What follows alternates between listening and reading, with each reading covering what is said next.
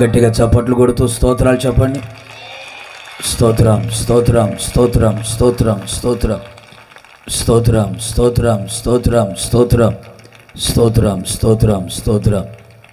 సర్వాధికారి, సర్వయుగములలో సజీవుడైన యేసుక్రీస్తు ప్రభుల వారి అది పరిశుద్ధమైన, ప్రశస్తమైన, ఘనమైన గొప్ప నామమునకు మహిమ, ఘనత, ప్రభావములు యుగ యుగములు కలుగునుగాక.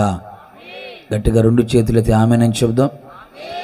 ఈ రెండవ రాత్రి సభకి కూడి వచ్చిన మీ అందరికీ దూరాన సమీపాన ఉండి నా యేసయ్య మాటలు ఆలకిస్తూ ఉన్న ప్రతి ఒక్కరికి కూడా నిండు మనస్సుతో హోసన్న మినిస్ట్రీస్ తరపున శుభాభివందనాలు తెలియపరుస్తున్నాను. అందరికీ వందనాలు, యేసయ్యకు స్తోత్రాలు. అందరూ బాగున్నారా? బాగున్నాము అన్న వాళ్ళందరూ కూడా మీ రెండు చేతులైతే హల్లెలూయా అని చెప్పండి. చాలా మంచిది. మరలా కొన్ని సంవత్సరాల తర్వాత మరలా మీ మధ్యలోకి రావడానికి ప్రభు అవకాశం ఇచ్చాడు. ప్రేమతో ఆహ్వానాన్ని తెలియపరిచినటువంటి స్థానిక సంఘ కాపరిగా ఉన్న విజయ్ కుమార్ గారికి, కూడి వచ్చిన గనులైన సేవకులందరికీ కూడా నిండు మనస్సుతో నా వందనాలు. అలాగే ఈ సభలకు రావడానికి అవకాశం ఇచ్చిన దేవదేవునికి కూడా నిండు మనసుతో నా కృతజ్ఞతలు తెలియపరుస్తూ ఉన్నాను. గత రాత్రి కృపగల దేవుడు సేవకుల ద్వారా మాట్లాడుతూ వచ్చాడు. రేపు రాత్రి కూడా ఆయన మాట్లాడుతాడు. ఇప్పుడు కూడా ఆయన మాట్లాడుతాడు. మనం ఆరాధిస్తున్న యేసుక్రీస్తు ఎవరు అంటే ఆయన మాట్లాడే దేవుడు. మాట్లాడే దేవుడు గనుక ఆయన మాట్లాడేటప్పుడు మన చెవులు ఆయన మాటలు వినాలి.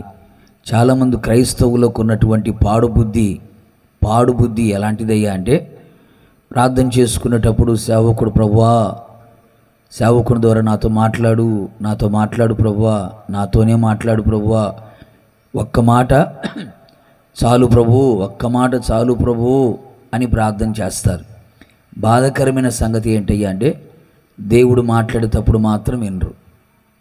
నాతో మాట్లాడు అంటారు, ఆయన మాట్లాడేటప్పుడు మాత్రం వినరు. ఎందుకంటే సెల్ ఫోన్ చూసుకుంటా, పక్కన వాళ్ళతో మాట్లాడుకుంటా, నిద్రమత్తుగా, నిర్లక్ష్యంగా, అలక్ష్యంగా కనబడుతూ ఉంటారు. కనుక అలాంటి కార్యక్రమాలు చేయొద్దు. దేవుడు మనతో మాట్లాడడానికి ఇష్టపడ్డాడు. ఆయన మనతో మాట్లాడితే మన బ్రతుకులు బాగుపడతాయి. ఆయన మనతో మాట్లాడితే మన జీవితాలు సరి చేయబడతాయి. ఆయన మనతో మాట్లాడితే ఓ సరైన బాటలో నడిపించబడతాం. ఆయన మనతో మాట్లాడితే మన పాపాలు మనం ఒప్పుకోగలుగుతాం, పరిశుద్ధపరచబడతాం, ప్రభు రాకడ కొరకు మనం సిద్ధపడతాం. కనుక దేవుని సన్నిధిలో అనాలోచనగా, నిద్రమత్తుగా, నిర్లక్ష్యంగా, అలక్ష్యంగా దేవుని సముఖములో కనబడక, విరిగి నలిగిన మనస్సుతో, తెరవబడిన హృదయముతో, ఏక మనస్సుతో, ఆత్మ కలిగిన చెవులతో దేవుని మాటలు మనం విందుముగాక. అందరూ ఎవరు కూడా అటు తిరగొద్దు. దయచేసి పిల్లలు కూడా అటు తిరగనివ్వకుండా దగ్గర కూర్చోబెట్టుకోవాలి. మీకు భయం ఉంటే మీ పిల్లలకు కూడా భయం ఉంటుంది. మీ పిల్లలు పిచ్చాపాటిగా తిరుగుతున్నారంటే మీకు భయం లేదని అర్థం. అందుకే బైబిల్ అంటుంది, ముందు తల్లిదండ్రులు దేవునికి భయపడడం నేర్చుకొని ఆ తర్వాత పిల్లలకి నేర్పించాలి. మీరే నేర్చుకోకపోతే పిల్లలకి ఏమి నేర్పిస్తారు? అందుకని ముందు మీరు నేర్చుకొని ఆ పిల్లలకు కూడా నేర్పించాలి. బైబిల్ ఉన్న వారందరూ కూడా మీ బైబిల్ చూపించండి. అంటే ఈ మధ్య బైబిల్ పక్కన పెట్టి సెల్ ఫోన్ తెచ్చుకునే వాళ్ళు చాలామంది ఉంటారు. బైబిల్ అయినా మర్చిపోతారు కానీ సెల్ ఫోన్ మాత్రం మర్చిపోరు. దయ్యాన్ని మాత్రం వెంట పెట్టుకొస్తారు కానీ దైవాన్ని మాత్రం దూరంగా పెట్టేస్తారు. చాలామందికి బైబిల్ పట్టుకురావడం సిగ్గు, ఒళ్ళు బరువు ఎక్కి చాలామందికి బైబిల్ పట్టుకొని రావడం మర్చిపోతూ ఉంటారు. ఖచ్చితంగా బైబిల్ పట్టుకొని మందిరానికి రావాలి. బైబిల్ పట్టుకొని దేవుని సన్నిధికి రావాలి. బైబిల్ పట్టుకొని మన ఇంటికి మనం వెళ్ళాలి. ఖచ్చితంగా చేతిలో బైబిల్ ఉండాలి. బైబిల్ తెచ్చిన వారందరూ మీ బైబిల్ మీ ఒళ్ళో పెట్టుకోండి. సెల్ ఫోన్ చూడొద్దు, సెల్ ఫోన్ తీయొద్దు. చదివేటప్పుడు బైబిల్ చూస్తూ చదవాలి. చెప్పేటప్పుడు నా వైపు చూస్తూ మీరు వినాలి. దినవృత్తాంతముల 2వ గ్రంథం 20వ అధ్యాయం 3-4 వాక్య భాగాలు నేను చదువుతున్నాను. నాతో పాటు మీరు కూడా చదవండి. దినవృత్తాంతముల 2వ గ్రంథం 20వ అధ్యాయం 3-4 వాక్య భాగాలు నేను చదువుతున్నాను. అందుకు యెహోషాపాతు భయపడి యెహోవా యొద్ద విచారించుటకు మనస్సు నిలుపుకొని యూదా అంతటా ఉపవాస దినము ఆచరింపవలెనని చాటింపగా, యూదావారు యెహోవా వలని సహాయమును వేడుకొనుటకై కూడుకొనిరి. యెహోవా యొద్ద విచారించుటకు యూదా పట్టణములన్నిటిలో నుండి జనులు వచ్చిరి. గట్టిగా చప్పలు కొడదాం ఒకసారి. ప్రియమైన సహోదరి సహోదరులారా, ఈ 66 పుస్తకాలలో రాజుల చరిత్రలు మనకు చాలానే కనబడుతాయి. యూదా ప్రజలని పరిపాలించిన రాజులు ఉన్నారు, ఇశ్రాయేలు ప్రజలని పరిపాలించిన రాజులు ఉన్నారు, మరికొంతమంది రాజులు మనకు కనబడుతారు. యూదా ప్రజలని పరిపాలించిన రాజులలో చెప్పుకోదగ్గ రాజులు కొంతమంది కనబడితే అందులో యెహోషాపాతు ఒకడుగా మనకు కనబడుతాడు. ఇప్పుడు చదివింది కూడా యెహోషాపాతు రాజు గురించే మనము చదివాం. ఇందులో రాయబడిన మాట మనము చూడగలిగితే, యెహోషాపాతు తన దేశాన్ని, తన రాజ్యాన్ని, తన కుటుంబాన్ని, తన సింహాసనాన్ని చాలా చక్కగా పరిపాలన చేసుకుంటూ ఉన్నాడు. దేశంలో ప్రజలందరూ కూడా సంతోషంగా ఉన్నారు, సమాధానంగా ఉన్నారు, ఆరోగ్యంగా ఉన్నారు, ఆశీర్వాదకరంగా ఉన్నారు. అన్ని విధములుగా నెమ్మది కలిగి, అన్ని వైపులా నెమ్మది కలిగిన వారిగా కనబడుతున్నారు. ఆ సమయంలో ఉన్నట్టుండి ఒక పిడుగు లాంటి ఒక వార్త వినపడింది. ఏమిటి ఆ వార్త అంటే, 3 శత్రు రాజులు మీ మీదికి దండెత్తి వస్తున్నారు. మీ దేశాన్ని కొల్లగొట్టడానికి, మీ సింహాసనాన్ని పడగొట్టడానికి, మీ దేశ ప్రజలని బానిసలుగా చేయడానికి, మిమ్మలను సామంతులుగా చేసుకోవడానికి 3 రాజులు మూకమ్మడిగా మీ మీదికి దండెత్తి వస్తున్నారు అనే సమాచారం యెహోషాపాతుకు వినపడింది. సడన్గా ఆ మాట వినపడిన వెంటనే యెహోషాపాతు ముందు భయపడిపోయాడు. భయం అతని గుండెల్లో కనపడింది, భయం అతని మాటల్లో కనబడింది, భయం అతని చూపుల్లో కనబడింది, భయం అతని మనస్సులో కనబడింది. కాసేపు ఆగిన తర్వాత వెంటనే తన మనస్సుని ఏం చేసుకున్నాడట? నిలుపుకున్నాడట. తన మనస్సుని నిలుపుకున్నటువంటి ఆ యెహోషాపాతు ఏం చేశాడయ్యా అంటే, యూదా ప్రజలంతటా కూడా ఉపవాస దినం ఆచరించండి అని ఒక చాటింపు యూదా ప్రజలకి వేశారు.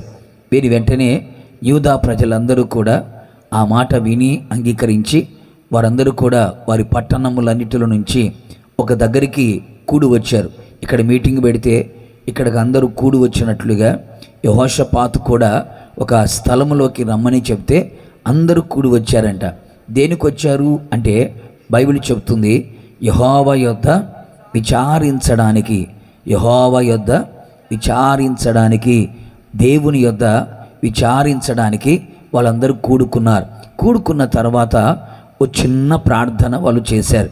వారు చేసిన ప్రార్థన ఏమిటయ్యా అంటే, యెహోవా యొద్ద సహాయమును వేడుకొనుటకు కూడుకొనిరి. యెహోవా యొద్ద సహాయమును వేడుకొనుటకు కూడుకొనిరి అని రాయబడింది. యూదా పట్టణములో ఉన్న ప్రజలందరూ కూడా ఒక చోటికి సమకూర్చబడ్డారు. సమకూర్చబడిన వారందరూ దేవుని యొద్ద విచారణ చేస్తున్నారు. ఆ విచారణలో దేవుని దగ్గర వారు అడుగుతున్న ఓ చిన్న మాట ఏమిటయ్యా అంటే, దేవుని వలన మాకు సహాయము కలగాలి, దేవుడే మాకు సహాయము చేయాలి అని వేడుకోవడానికి కూడుకున్నట్లుగా లేఖనాలు చెబుతూ ఉన్నాయి. ప్రేమైన సహోదరి సహోదరులారా, ఈ శుభరాత్రి మనమందరము కూడా ఈ స్థలములో కూడుకున్నాం. గత రాత్రి కూడుకున్నారు, ఈ రాత్రి కూడుకున్నారు, రేపు రాత్రి కూడా కూడుకుంటారు. మనమందరం ఒక చోట సమకూర్చబడి కూడుకున్నది దేని కొరకయ్యా అంటే, దేవుని వలన ఏం పొందుకోవాలి? సహాయమును పొందుకోవాలి. యేసయ్య మనకి సహాయము చేయడానికే మనమంతా కూడుకున్నాం. మన యేసుక్రీస్తు ప్రభుల వారు కూడా ఎవరు అంటే, ఆయన యొద్దకు వచ్చి విచారించిన వారికి ఆయన కూడా ఏం చేస్తాడట? సహాయము చేసే దేవుడే. సహాయము చేయుటకు ఆయన గొప్ప దేవుడిగా కనబడుతున్నాడు. అందుకని మనమందరము కూడా, మీరు ఏ పరిస్థితుల్లో ఉన్నారో తెలియదు, మీ పరిస్థితులకు తగినట్లుగా ప్రభు దగ్గర సహాయము కొరకు వచ్చారు. ఒకవేళ అనారోగ్యముతో ఉంటే ఆరోగ్యము అనే సహాయము కొరకు ప్రభు దగ్గరకు వచ్చారా? సమాధానము లేకపోతే సమాధానమనే సహాయము కొరకు ప్రభు దగ్గరకు వచ్చారా? కుటుంబాలు విడిపోయి కట్టబడ్డానికి సహాయము కొరకు ప్రభు దగ్గరకు వచ్చారా? నిరుద్యోగ సమస్య చేత, వివాహ సమస్యల వలన, ఆర్థిక సమస్యల వలన, లేకపోతే అప్పుల సమస్యల వలన, లేకపోతే సొంత గృహము లేని పరిస్థితి, ఒకవేళ ఏ శ్రమలు, ఏ శోధనలు, ఏ ఇరుకులు, ఏ ఇబ్బందులు, ఏ ఇక్కట్ల మధ్యలో ఒకవేళ నువ్వు ఉండి, నేను ప్రభు దగ్గరికి వెళ్ళి ప్రభు సహాయమును పొందుకొని వీటన్నిటిలో నుంచి విడుదల పొందడానికి నువ్వు వచ్చావో నాకు తెలియదు. నీ మనస్సు యేసయ్యకు తెలుసు. నీ హృదయం లోతుల్లో ఉన్న బాధ యేసయ్యకు తెలుసు. నీ ఆర్తనాదం యేసయ్యకు తెలుసు. నువ్వు ఎలాంటి పరిస్థితులలో దేవుని సన్నిధిలో అడుగుపెట్టి దేవుని సహాయమును వేడుకుంటున్నావో ఖచ్చితముగా నా యేసయ్య నీకు సహాయము చెయ్యునుగాక. నీ కుడి చేతిని పట్టుకొని నా దేవుడు నీకు సహాయము చెయ్యునుగాక. పరిశుద్ధ స్థలములో నుండి నా దేవుడు నీకు సహాయము చెయ్యునుగాక. ఆకాశ వాహనుడై మేఘవాహనుడై నీకు సహాయము చెయ్యునుగాక. నిశ్చయముగా ఆశ్చర్యకరమైన సహాయం నా దేవుడు నీకు అందించునుగాక. నలువైపుల నీకు సహాయము వచ్చునుగాక. నిశ్చయముగా నువ్వు వెళ్ళిన చోటనెల్లా నీకు సహాయము కలుగునుగాక. నీకు సహాయము చేయువాడను నేనే అని సెలవిచ్చిన దేవుడు నిశ్చయముగా ఏ సహాయము కొరకైతే ప్రభు దగ్గరకు వచ్చావో, అది కుటుంబ విషయమైన, వ్యక్తిగత విషయమైన, ఆర్థికపరమైన విషయమైన, ఆరోగ్యపరమైన విషయమైన, అది ఎలాంటి సహాయమైనా ఈ శుభరాత్రి నా యేసు క్రీస్తు ప్రభుల వారు నీకు సహాయము చెయ్యునుగాక. ఇంతవరకు మనుషుల సహాయము కొరకు పరిగెత్తావు, కానీ సహాయం నీకు దొరకలేదు. అండబలం, కండబలం, భుజబలం, డబ్బు బలం, కులబలం, అధికార బలం, రాజకీయ నాయకుల బలము కలిగిన వారి సహాయము కొరకు చేతులు చాపావు. చెప్పులు అరిగిపోయేటట్టుగా తిరిగావు. కన్నులు గుంటలు పడేటట్లుగా ఎదురు చూస్తూ వచ్చావు. చివరికి ఆశలన్నీ నిరాశలుగా మార్చబడిపోయి సహాయం నీకు రాక చివరికి నిరాశలో, నిస్పృహలో, నిస్సహాయ స్థితిలో ఒకవేళ నిలిచిపోయి ఉన్నావేమో. సహాయము చేస్తాను అని చెప్పిన వారు చివరికి సహాయము చేయకుండా చేతులు ముడుచుకొని కంటికి కనబడకుండా ఒకవేళ వెళ్ళిపోయారేమో. ప్రేమైన సహోదరి సహోదరులారా, కీర్తనకాడిన దావీదు కూడా అంటాడు, నేను కలవరపడ్డాను, కొండల తట్టు నా కన్నులెత్తి నేను చూచాను, నాకు సహాయము కలగలేదు, సహాయము నాకు రాలేదు. కనుక ఈ శుభరాత్రి నా బంధువులు సహాయం చేస్తారేమో, నా స్నేహితులు సహాయం చేస్తారేమో, వాళ్ళు సహాయం చేస్తారేమో, వీళ్ళు సహాయం చేస్తారేమోనని ఒకవేళ కన్నీళ్లతో విలపించుకున్నావేమో. ప్రయోజనం శూన్యముగా మార్చబడిపోయి చివరికి అవమానముతో, సిగ్గుతో తలదించుకున్న పరిస్థితులు ఒకవేళ నీకు ఎదురయ్యాయేమో. ఇదిగో ఈ శుభరాత్రి యెహోవా యొద్దకి మనమందరం వద్దాం. ఆయన సహాయాన్ని మనం వేడుకుందాం. ఖచ్చితంగా మన దేవుడు మనకు సహాయము చెయ్యునుగాక. ఒక రోజున ఆ దేశమంతా కరువు కోరల్లో నిలిచిపోయింది. కరువు కోరలు నిలిచిపోయింది. ఎంత కరువు అయ్యా అంటే చివరికి తమ పిల్లల్ని చంపుకొని తినే అంత కరువులోకి వెళ్ళిపోయింది. ఆ పరిస్థితుల మధ్యలో రాజుగారు వారికి ఉన్నటువంటి ఆ ప్రాకారాల మీద అలా నడుచుకుంటూ వెళుతూ ఉన్నాడు. ఒక సహోదరి రాజుగారిని చూచి గుండెలు బద్దలేటట్టుగా ఏడుస్తూ, రాజుగారండి మాకు సహాయము చేయండి, మాకు సహాయము చేయమని ఆ తల్లి రాజుగారి వైపు చేతులు చాపి కేకలేస్తూ ఉంటే రాజుగారు బట్టలు చింపుకొని ఏడుస్తూ ఏమంటాడు తెలుసా? యెహోవా సహాయము చేయనిదే నేనెక్కడి నుండి నీకు సహాయం చేయగలుగుతానమ్మా. నేను రాజునే కావచ్చు, రాజ్యాధికారమే నాకు ఉండొచ్చు, కానీ ఆయన సహాయము చేయకపోతే రాజుగా ఉన్న నేను కూడా ఏమీ చెయ్యలేను అని మాట్లాడతాడు. కనుక ప్రియమైన సహోదరి సహోదరులారా, నీ వ్యక్తిగత జీవితంలో ఏది కావాలన్నా, ఏది పొందుకోవాలన్నా, ఏది నీకు రావాలన్నా నా దేవుడే నీకు సహాయము చెయ్యునుగాక. యేసుక్రీస్తు ప్రభుల వారి నీకు సహాయము చెయ్యునుగాక.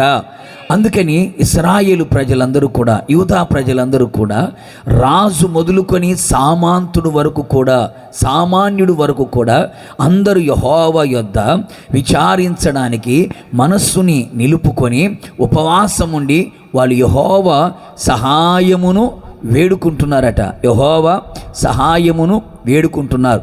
ఈ శుభరాత్రి మనమందరం దేవుని సహాయమును వేడుకొందుముగాక. అయితే నేను చెప్పాలనుకున్న మాట, ప్రభు నాకు చెప్పమని చెప్పిన మాట ఏమిటయ్యా అండి, ఒక వ్యక్తి, ఒక సేవకునే కానీ, ఒక విశ్వాసే కానీ దేవుని యొద్ద అడగవలసిన సహాయం ఏమిటి? మనకు సహాయం చాలా ఉంటాయి.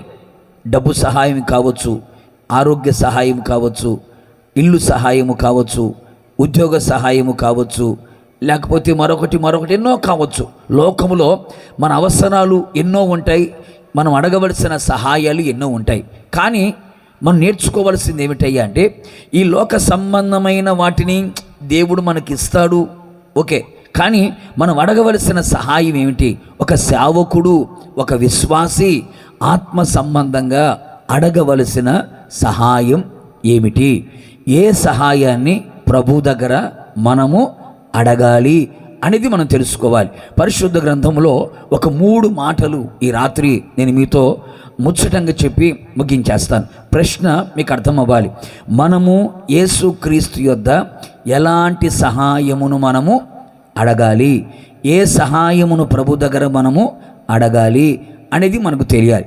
మొదటిగా చూడండి, మార్కు సువార్తమానం 9వ అధ్యాయం 23, 24 వాక్య భాగాలు ఎవరైతే చదవగలుగుతారో వారు కాస్త గట్టిగా చదవండి. పై మాటలు కూడా చూడు.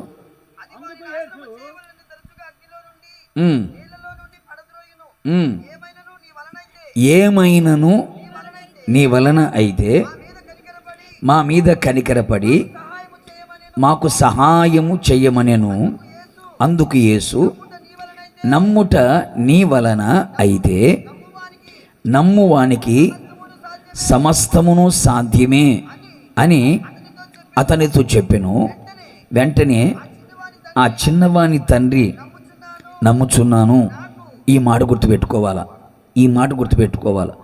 నాకు అపనమ్మకము ఉండకుండా సహాయము చెయ్యమని బిగ్గరగా, పుట్నోట్లు ఏమని రాస్తుంది, కన్నీళ్ళు విడిచి బిగ్గరగా చెప్పెను. ఏ సహాయం అడిగాడు ఒకసారి చెప్పండి గట్టిగా. నాకు అపనమ్మకము ఉండకుండా నాకు సహాయము చేయండి. ఇప్పుడు మనం దేవుని దగ్గర అడగవలసిన సహాయం ఏంటి చెప్పండి ఇప్పుడు గట్టిగా. నాకు అపనమ్మకము ఉండకుండా నాకు సహాయం చెయ్యండి అయ్యా. నాకు అవిశ్వాసము లేకుండా నాకు సహాయం చెయ్యండి అయ్యా. నాకు నమ్మకం ఉండేటట్లుగా, నాకు విశ్వాసం ఉండేటట్లుగా నాకు సహాయం చెయ్యమని ఆ రోజున ఆ తండ్రి కన్నీళ్లతో ఎట్లా అడిగాడంటండి, కన్నీళ్లతో యేసయ్యను అడిగినట్లుగా మనం చూస్తున్నాం. ఈ శుభరాత్రి నేను, నీవు, మనమందరము ప్రభువు దగ్గర అడగవలసిన సహాయం ఏమిటయ్యా అంటే ఈ సహాయం అడగాల. ఏమని? ఒక్కసారి 2 చేతులు పైకెత్తండి. యేసయ్యా అని గట్టికి పిలవండి. ఇంకా వచ్చి గట్టికి పిలవండి. యేసయ్యా. బెదిరించినట్టు అడగకండి, అడుక్కునేటట్టు అడగండి. యేసయ్యా, నాకు అపనమ్మకము ఉండకుండా, నాకు అవిశ్వాసము ఉండకుండా, నాకు నమ్మకం ఉండేటట్లుగా, నాకు విశ్వాసం ఉండేటట్లుగా నాకు సహాయము చెయ్యండి అయ్యా. నాకు సహాయము చెయ్యండి అయ్యా. నిశ్చయముగా ఈ సహాయమును గనుక నీవు ప్రభువుని అడిగితే ఖచ్చితంగా నీకు సహాయం చేస్తారు. కూడా చప్పలు గట్టిగా గట్టిగా. అందుకని ఇంతవరకు ఏదేదో అడుక్కుంటా వచ్చాం, అది పక్కన పెట్టండి. ఈ రోజున కొంచెం మన ప్రార్థన మారుద్దాం, మనం అడిగే విధానం మారుద్దాం, అడిగే అంశాన్ని కూడా మారుద్దాం. ఏమిటయ్యా అంటే, నాకు అపనమ్మకము ఉండకూడదు, నాకు అవిశ్వాసము ఉండకూడదు, నాకు విశ్వాసం ఉండాలి, నాకు నమ్మకం ఉండాలి. ఆ విధంగా నాకు సహాయం చెయ్యి ప్రభువా అని గనక అడిగితే మన దేవుడు నేను చెయ్యను, నా వల్ల కాదు, నా దగ్గర లేదు అంటాడా? అనడు. ఎందుకయ్యా అంటే మన యేసుక్రీస్తు ఎవరు? విశ్వాసమునకు కర్త, విశ్వాసమునకు సేనాధిపతి, విశ్వాసములో సంపూర్ణుడైన దేవుడు మన యేసయ్య. ఇప్పుడు మనం ఒక వ్యక్తిని సహాయం అడుగుతున్నామంటే అతని దగ్గర ఉంటే అతని మనం ఏం చేస్తామండి? అడుగుతాం. అతని దగ్గర లేకుండా ఆయన దగ్గరికి వెళ్ళి నాకు సహాయం చేయం అని అడిగామనుకోండి, ఎట్లా ఉంటుంది? ఎలా ఉంటుందండి? అతని దగ్గర ఉంది కనుకనే మనం అడుగుతున్నాం. యేసయ్య దగ్గర మనం అడుగుతున్నాం ఏమని? నాకు అపనమ్మకం ఉండకుండా నాకు సహాయం చేయమని. యేసయ్య దగ్గర ఉంది విశ్వాస సంపూర్ణుడైన, విశ్వాసానికి సేనాధిపతి అయిన. ఈ రాత్రి ప్రతి ఒక్కరు కూడా విశ్వాసము కలవారై, విశ్వాసములో వర్ధిల్లుతూ, విశ్వాసముతో నిండుకొనిన వారై, విశ్వాసములో సంపూర్ణులుగా మార్చబడి దేవుని దగ్గర సహాయమును పొందుదురుగాక. ఈ సన్నివేశం మనందరికీ బాగా పరిచయమైంది. ఏమిటయ్యా అంటే, యేసుక్రీస్తు ప్రభుల వారు భూమి మీద సంచరిస్తున్న రోజుల్లో ఆయన ఏ గ్రామానికి వెళ్ళినా, ఏ పట్టణానికి వెళ్ళినా కోకొల్లలుగా ప్రజలు వస్తున్నారు, ఆయన మాటలు వింటున్నారు. ఆయన ప్రార్థన చేస్తే గుడ్డివారు చూపు పొందుతున్నారు, చెవిటివారు వింటున్నారు, మగవారు మాట్లాడుతున్నారు, కుష్ఠరోగులు శుద్ధులగుతున్నారు, చనిపోయిన వాళ్ళు కూడా బ్రతికి బట్టగట్టి బైబిల్ చేతబట్టి భజన చేసుకుంటూ యేసుతో కూడా తిరుగుతున్న రోజులవి. యేసు ప్రభు ఏ ప్రాంతానికి వెళ్ళినా అద్భుతాలు జరుగుతున్నాయి, ఏ ఊర్లో అడుగుపెట్టిన కార్యాలు జరుగుతున్నాయి. ఆ మాట ఈ మాట ప్రతి ఇంట బయట నోట యేసును గురించి మాట్లాడుకుంటున్న రోజులవి. ఆ రోజులలో ఒక తండ్రి తన కుమారుని తీసుకొని అన్ని చోట్లకి వెళ్తున్నాడు. కారణం ఏమిటయ్యా అంటే, తన కుమారునికి ఒక దయ్యం పట్టింది, ఒక మోగ ఆత్మ పట్టింది, మూర్ఛ దయ్యం పట్టింది. ఆ మూర్ఛ రోగమును బట్టి తన బిడ్డను బాగు చేసుకుందామని హాస్పిటల్ చుట్టూ తిప్పాడు. ఇంగ్లీష్ మందులు వాడాడు, నాటు మందులు వాడాడు, హోమియోపతి అన్నాడు, అలోపతి అన్నాడు, ఆయుర్వేదం అన్నాడు, చెప్పులతో కొట్టించాడు, మంత్రాలు జయించాడు, తాయెత్తులు గట్టించాడు, మట్టి తినిపించాడు, ఈబూది కూడా రాయించాడు, అన్ని పనులు చేశాడు. చివరికి రోగము కుదుట పడక చివరికి ఎవరు ఏ సలహా చెబితే ఆ సలహా ప్రకారం వెళ్తున్నారు. ఎందుకని? మన వాళ్ళు సలహాలు బాగా ఇస్తారు కానీ సహాయం మాత్రం బాగా తెలుసు అనుకుంటా. సలహాలు ఇస్తారు కానీ సహాయం చేయరు కదండి. ఎవడు సలహా ఇచ్చినా ఆ పరిస్థితులు వాడి మాట ప్రకారంగా వెళ్ళిపోతూ ఉన్నాడు. చివరికి ఇంకా ప్రార్థన దారి పట్టాడు. ఎక్కడ సంపూర్ణ రాత్రి ప్రార్థనలు జరుగుతున్నాయా, ఎక్కడ ఉపవాస ప్రార్థనలు జరుగుతున్నాయా, ఎక్కడ స్వస్థత ప్రార్థనలు జరుగుతున్నాయా, ఎక్కడ కొబ్బరి సీసాలు అమ్ముతున్నారా, ఎక్కడ ఖర్చీపులు అమ్ముతున్నారా, ఎక్కడ నూనె ప్యాకెట్లు అమ్ముతున్నారా, ఎక్కడ కోటి ఇసిరేస్తున్నారా, ఎక్కడ ప్రవచనాలు చెబుతున్నారా అని చెప్పి అన్ని చోట్లకు తిరిగారు. ఎన్ని చోట్లకు తిరిగినా రోగం మాత్రం కుదుటపడలేదు, రోగం మాత్రం కుదుటపడలేదు. అంతలోపల యేసు ప్రభుని గురించి ఎవరో సమాచారం ఇచ్చారు. ఆ సమాచారాన్ని చేతబట్టుకొని యేసు ప్రభు ఎక్కడ మీటింగ్ పెట్టాడా అని తెలుసుకొని తిన్నగా వచ్చాడు. యేసు ప్రభు దగ్గరికి వెళ్దామని అనుకునే లోపల యేసు ప్రభు చుట్టూ 12 మంది ఉన్నారు. పెద్ద బాడీగార్డులు ఇల్లు, బడాయి బ్యాచ్ అనమాట. యేసు ప్రభు దగ్గరికి వెళ్ళనివ్వరు ఇల్లు, యేసు ప్రభు దగ్గర వెళ్ళనివ్వరు. మేము ఉన్నాం కదా 12 మందిని, మమ్మల్ని దాటి యేసు ప్రభు దగ్గరికి వెళ్ళాలి, మేము చేయలేమా, మాకు శాత కాదా, ఆయనే చేస్తాడా అన్నట్టుగా అడ్డంగా నిలబడి ఎవరు యేసు ప్రభు దగ్గర రానివ్వరు ఈ 12 మంది. వెంటనే ఏంటయ్యా అంటే, మా అబ్బాయికి ఆరోగ్యం బాగలేదంటే, మేము 12 మంది లేదా, మేము ప్రార్థన చేస్తే మాకు అద్భుతాలు జరగవా అన్నట్లుగా 12 మంది అడ్డంగా నిలబడ్డాడు. సరే, ఎవరు ప్రార్థన చేస్తే ఏముంది, మా అబ్బాయి బాగుపడాలా, అది మాకు కావాలా, అందుకని చెప్పి 12 మంది ఉన్నారు. ఒక్కొక్కటి బెత్తర సూపులు చూస్తున్నాడు. అంటే అర్థం ఏంటి? మేము ఒక్క కొబ్బరి డబ్బాకి అందరం ప్రార్థన చెయ్యము, ఒక్కొక్కరికి ఒకటి యుగ ఎక్కువ. ఏమి ఎక్కువ? యుగ ఎక్కువ. అందుకని అతడు యోహాను ప్రార్థన చేసిన కొబ్బరిని చేశాక పేతురు ప్రార్థన చేయడం అంటాడు, పేతురు ప్రార్థన చేసిన కొబ్బరిని చేశాక యాకోబు చేయడం అంటాడు. అంటే ఎవరు సీసా చెప్పరేంటండి? సరే, పోతే పోయిందిలే, మా అబ్బాయి బాగుపడాలి, ఎన్ని సీసాలు ఏంటని చెప్పి 12 మందికి 12 సీసాలు కొనిచ్చాడు. ఏంటి 12 రోజులు 24 చేతులు పెట్టారు. 24 చేతులు పెట్టి ఆ కొబ్బరిని తీసుకొచ్చి కంట్లో పోసి, నోట్లో పోసి, ముక్కులో పోసి, తల మీద పోసి, ఒంటి నిండా కొబ్బరితో నింపేశారు. అంతే, కొబ్బరితో స్నానం చేయించేశారు. చేస్తే రోగం ఏమైనా తగ్గిందా అంటే తగ్గలే. తగ్గే లోపల 12 కొబ్బరి సీసాలు కొన్నాడికి ఎట్టుండో చెప్పండి. 12 సీసాలు కొన్నాడికి ఎట్టుండో చెప్పండి. వాడు శిర్రెత్తిపోయాడు. పెద్ద పెద్ద పోటుగాల్లాగా యేసు ప్రభు దగ్గరికి పోనివ్వకుండా అడ్డంగా నిలబడి నా చేత 12 కొబ్బరి సీసాలు కొనిచ్చి 24 చేతులు పెట్టారు, మా వాడికి రోగం తగ్గలేదు అని చెప్పి కొంచెం గట్టిగా కేకరేశాడు. యేసు ప్రభు విన్నాడు. ఏయ్, ఏమైంది అక్కడ, ఏం జరుగుతుంది అక్కడ అన్నాడు. అంత లోపల వాడు వచ్చాడు. అయ్యా, మా అబ్బాయికి ఆరోగ్యం బాగలేదు, మా అబ్బాయికి మూర్ఛ జబ్బు ఒకటి ఉంది, మూగాత్మ పట్టింది, అదిగో మీ శిష్యుల దగ్గర తీసుకుని వెళ్ళాను, 12 కొబ్బరి సీసాలు అయిపించారు, చూసావా, మొత్తం తడిపేశారు, కంట్లో పోశారు, నోట్లో పోశారు, ముక్కులో పోశారు, చెవులో పోశారు, మళ్ళీ కడగడానికి మళ్ళీ ఒక సోప్ అయిపోవాలి వాడికి, అంత చేశారు, కానీ వాడి రోగం తగ్గలేదు అన్నాడు. వెంటనే యేసు ప్రభు వాళ్ళ మీద కోప్పడి, అవిశ్వాసులారా ఎంతకాలం ఈయన మళ్ళీ సహించాలి అని వాళ్ళని కొంచెం గట్టిగా మాట్లాడి వానిది నా దగ్గర తీసుకురా అన్నాడు. వాడు వచ్చేటప్పుడే బోర్ల పడ్డాడు. వెంటనే ఏమైంది ఈ అబ్బాయికి అన్నాడు. యేసు ప్రభు అడిగాడు. అయ్యా, వాడికి చిన్నప్పటి నుంచి రోగం ఉందయ్యా. ఎప్పటి నుంచి? చిన్నప్పటి నుంచి రోగం ఉందయ్యా. చాలాసార్లు నీళ్ళలో పడ్డాడు, చాలాసార్లు నిప్పుల్లో పడ్డాడు, నీళ్ళలో పడ్డాడు, నిప్పుల్లో పడ్డాడు, పిండం గట్టిది కనుక బయటపడ్డాడు. ఏంటి, నీళ్ళలో పడ్డా సావలే, నిప్పులో పడ్డా సావలే. ఎందుకని పిండం కొంతమంది భయంకరమైన ప్రమాదాలు జరిగి ఆ ప్రమాదాల నుంచి బయటపడ్డాడు అనుకోండి, ఏమంటారు చెప్పండి? పిండం గట్టిదిరా అంటారు కదండి. నీళ్ళలో పడ్డాడు, నిప్పులో పడ్డాడు, పిండం గట్టిది కనుక బయటపడ్డాడు. చాలాసార్లు పడ్డాడయ్యా, అందుకని వాని రోగాన్ని బాగు చేసుకోవడానికి మా తలపానం తోక్కొస్తుందయ్యా, అందుకని మీ శిష్యుల దగ్గర తీసుకుని వెళ్ళాను, మీ శిష్యుల వల్ల కాలేదు అన్నాడు. అని ఒక అనరాని మాట అన్నాడు యేసు ప్రభుని. ఏ మాట అన్నాడండి? అనరాని మాట అన్నాడు. ఏమన్నా తెలుసా? నీ వలన.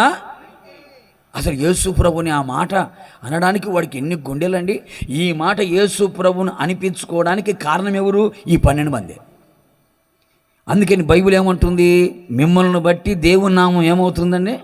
మీరు చేసే యథవేషాలను బట్టి, మీరు ఎల్ల దగ్గర చేసే పనికిమాలిన పనులను బట్టి అన్యజనుల మధ్యలో యేసయ్య నామం ఏమవుతుంది? చెప్పుకుంటున్నారు, ఒప్పుకుంటున్నారు, మంచిదే, బతుకు మార్చుకోవాలి కదా. ఈ 12 మంది చేసిన పనికిమాలిన పన్ను బట్టి యేసు ప్రభుని వాడు అంతలా మాట అన్నాడు. ఏమన్నాడు? నీ వలన అయితే అన్నాడు. అసలు యేసు ప్రభుని ఆ మాట అనడానికి వాడికి ఎంత ధైర్యం అండి. అప్పటికే యేసు ప్రభు ప్రార్థన చేస్తూ ఉంటే గుడ్డివాడు చూపు పొందాడు, చెవిటోడు విన్నాడు, మూగోడు మాట్లాడాడు, కుష్ఠరోగి శుద్ధుడయ్యాడు, సచ్చినోడు లేచి కూస్తున్నాడు, ఊసకాలు చేయగలిగినోడు బాగుపడ్డాడు, ఒంటి మీద బట్టలు లేనోడు బట్టలు వేసుకొని తిరుగుతున్నాడు. అవునా కదండి? ఇన్ని కార్యాలు యేసు ప్రభు చేశాడు. యేసు ప్రభు మాట ద్వారా, యేసయ్య ఉమ్మి ద్వారా, యేసయ్య చేతి స్పర్శ ద్వారా, యేసయ్య నూనె చేసి ప్రార్థన చేసిన ద్వారా ఎన్నో కార్యాలు జరిగాయి. ఈడొచ్చి ఏమంటాడు? నీ వలన అయితే అన్నాడు. అప్పుడు యేసు ప్రభుకి అరికాల నుంచి నడినెత్తి వరకు ఏమవ్వాలా? రావాలా? మనం బైబిల్ చదివేటప్పుడు పరకాయ ప్రవేశం చేయాలి. ఏంటమ్మా అంటే ఆ క్యారెక్టర్లోకి మనం దూరాల, మనం వెళ్ళిపోవాలి. నేను బైబిల్ చదువుకున్నప్పుడల్లా ఇట్లాగే చేస్తా. నేను అక్కడికి వెళ్తే నేను ఎట్లా ఫీల్ అవుతాను, నేను ఏం మాట్లాడతాను, ఆ స్థానంలో ఉంటే నేను ఏం అడుగుతాను అన్న ఆ విధంగా నేను బైబిల్ చదువుతా, ఆ విధంగా చదువుతా. ఇప్పుడు యేసు ప్రభు స్థానంలో కనుక నేనున్నా, అక్కడికి వెళ్ళా, వాడు వచ్చి నన్ను అడిగాడు, ఏమని? నీ వలన అయితే మా మీద కనికరపడి సహాయం చెయ్యి అని అడిగాడు వాడు. ఆ మాట అనగానే నాకు అరికాల నుంచి ఎక్కి ఏమన్నా తెలుసా? ఎరా, నా బ్యాక్గ్రౌండ్ ఏందో తెలుసుకుని వచ్చా వీడికి, నా యూట్యూబ్ ఛానల్ తెలుసా నీకు, నా ఫేస్బుక్ పేజ్ నీకు తెలుసా నీకు, నా వాట్సాప్ గ్రూప్ నీకు తెలుసా నీకు? ఓపెన్ చేయి. బేతనీయ గ్రామంలో చనిపోయి లాజరు 4 దినాలు సమాధిలో పెడితే 5వ రోజు వెళ్ళి రాయి దొర్లించి లాజర్ బయటికి రా అన్న. వచ్చాడా? చూడు, ఆ వీడియో చూడు, ఆ వీడియోకి నాయీను గ్రామంలో విధవరాలు కుమారుడు చనిపోయి పాడె మీద వెళ్తున్నాడు కాటికి వెళ్ళేవాని మధ్యలో నేను ఆపా. పాడె దగ్గరికి వెళ్ళా, పాడెని ముట్టుకున్నా, పాడెలో పడుకున్న పడుచువాని పలకరించా, లేచి కూర్చున్నాడు. ఆ వీడియో చూడు, ఆ వీడియో చూడు. నువ్వు ముందు నా గురించి ఏం తెలుసుకొని వచ్చావు ఇక్కడికి? నువ్వు నా యూట్యూబ్ ఛానల్ ముందుదే. గుడ్డివాడు నా దగ్గరకు వస్తే ఉమ్ము ఊసి బురద చేసి కళ్ళకు పోసి కోనేట్లో గడుక్కోమంటే వాడు కళ్ళు గడుక్కుంటే వాడికి చూపు వచ్చిందా లేదా?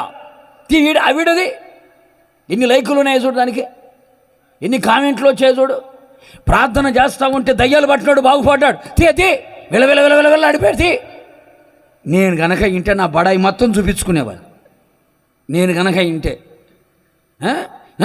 ఏమనుకోను ఆ మాట నన్ను అన్నావు, నీ వలన అయితే అన్నావే నన్ను. నువ్వు నాకు శాత కాదనుకున్నావా? నాకు స్వస్థత వరాలు లేవనుకున్నావా? నాకు ప్రవచన వరాలు లేవనుకున్నావా? టచ్ అంటే పడిపోతాను నేనంటే. ఈ బడాయంతా నేను చేసిండేవాడిని, నేనైతే అట్లాగా చేసిండేవాడిని. నువ్వు తక్కువ, నువ్వు కూడా అట్లాగా చేసిండు దాన్ని. పలానా ఊళ్ళో ఒక దయ్యం పడిపోయింది, ఈ ఊళ్ళో 2 దయ్యాలు పడిపోయినాయి, ఆ ఊరు అటు పడిపోయింది, నేను అటు పోతా ఉంటేనే పడిపోయినాయి. ఈ అధవేషాలన్నీ వేసేవాళ్ళం మనమైతే. ఎంత ప్రేమ కలిగిన దేవుడు అండి యేసు ప్రభువు. వాడంత లావు మాట అన్న కూడా అంత కోపము కానీ చిర్రాకు కానీ మండిపడి గెట్ అవుట్, నా దగ్గర నుంచి బయట పో అని అన్నాడా? బాడిగాడ్లో తోసేయని అన్నాడండి. ఎంత ప్రేమ కలిగిన దేవుడు తెలుసా అండి. యేసు ప్రభు తక్కువడు కాదండి, ఆయన కూడా ఎక్కువగా ఒక్క మాట మాట్లాడి నరాలు దిగిపోతాయి అంతే.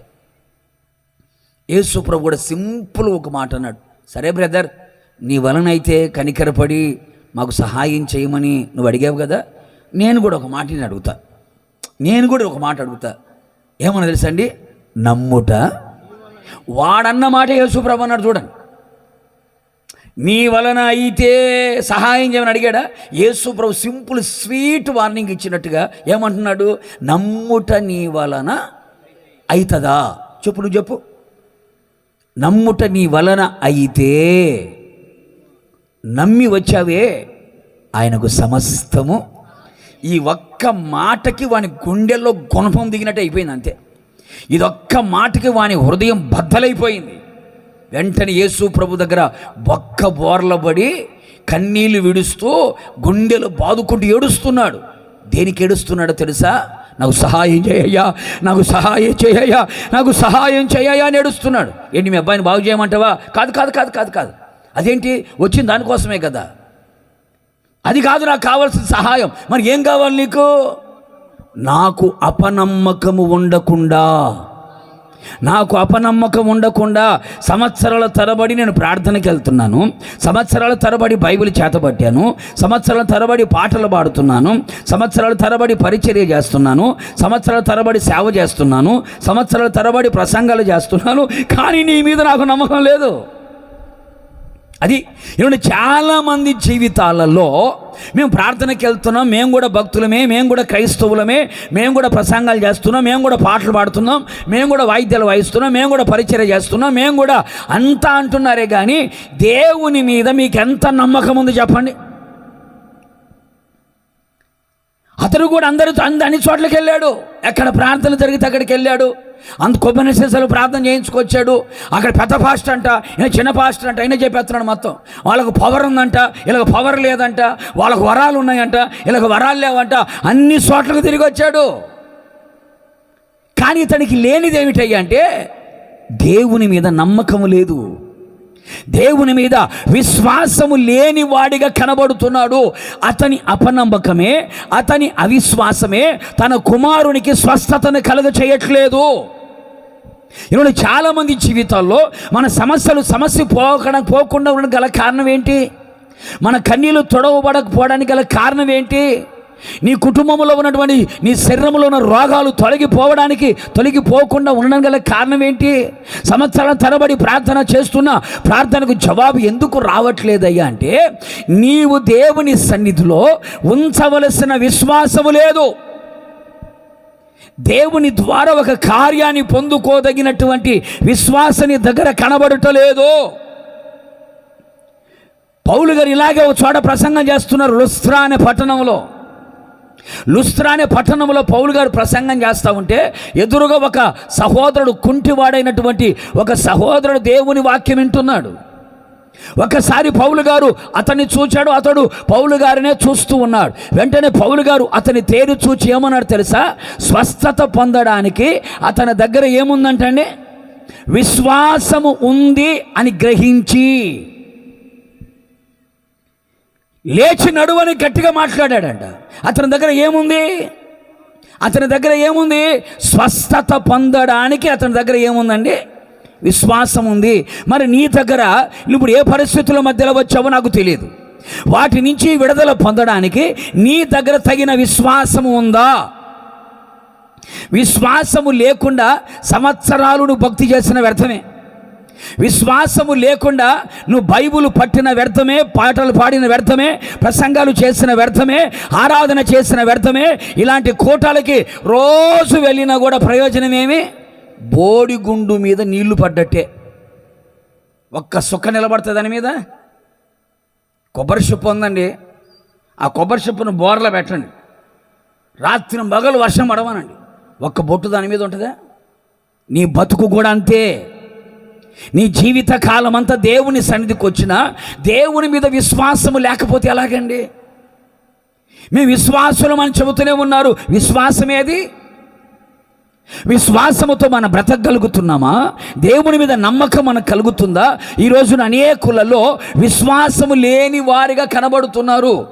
అందుకే చాలా సందర్భాలు యేసు ప్రభు తనతో ఉన్న ఈ శిష్యుల గురించి అంటాడు, అల్ప విశ్వాసులారా, అవిశ్వాసులారా అని మాట్లాడుతారు. ఎందుకని? యేసుతో తిరుగుతున్న యేసయ్య మీద ఏం లేదు, వాళ్ళకి విశ్వాసం లేదండి. విశ్వాసము లేని తరము వారిలా కనబడుతున్నారు. అందుకే ఈ రోజున మీ జీవితంలో కార్యాలు జరగకపోవడానికి గల కారణం ఏంటి?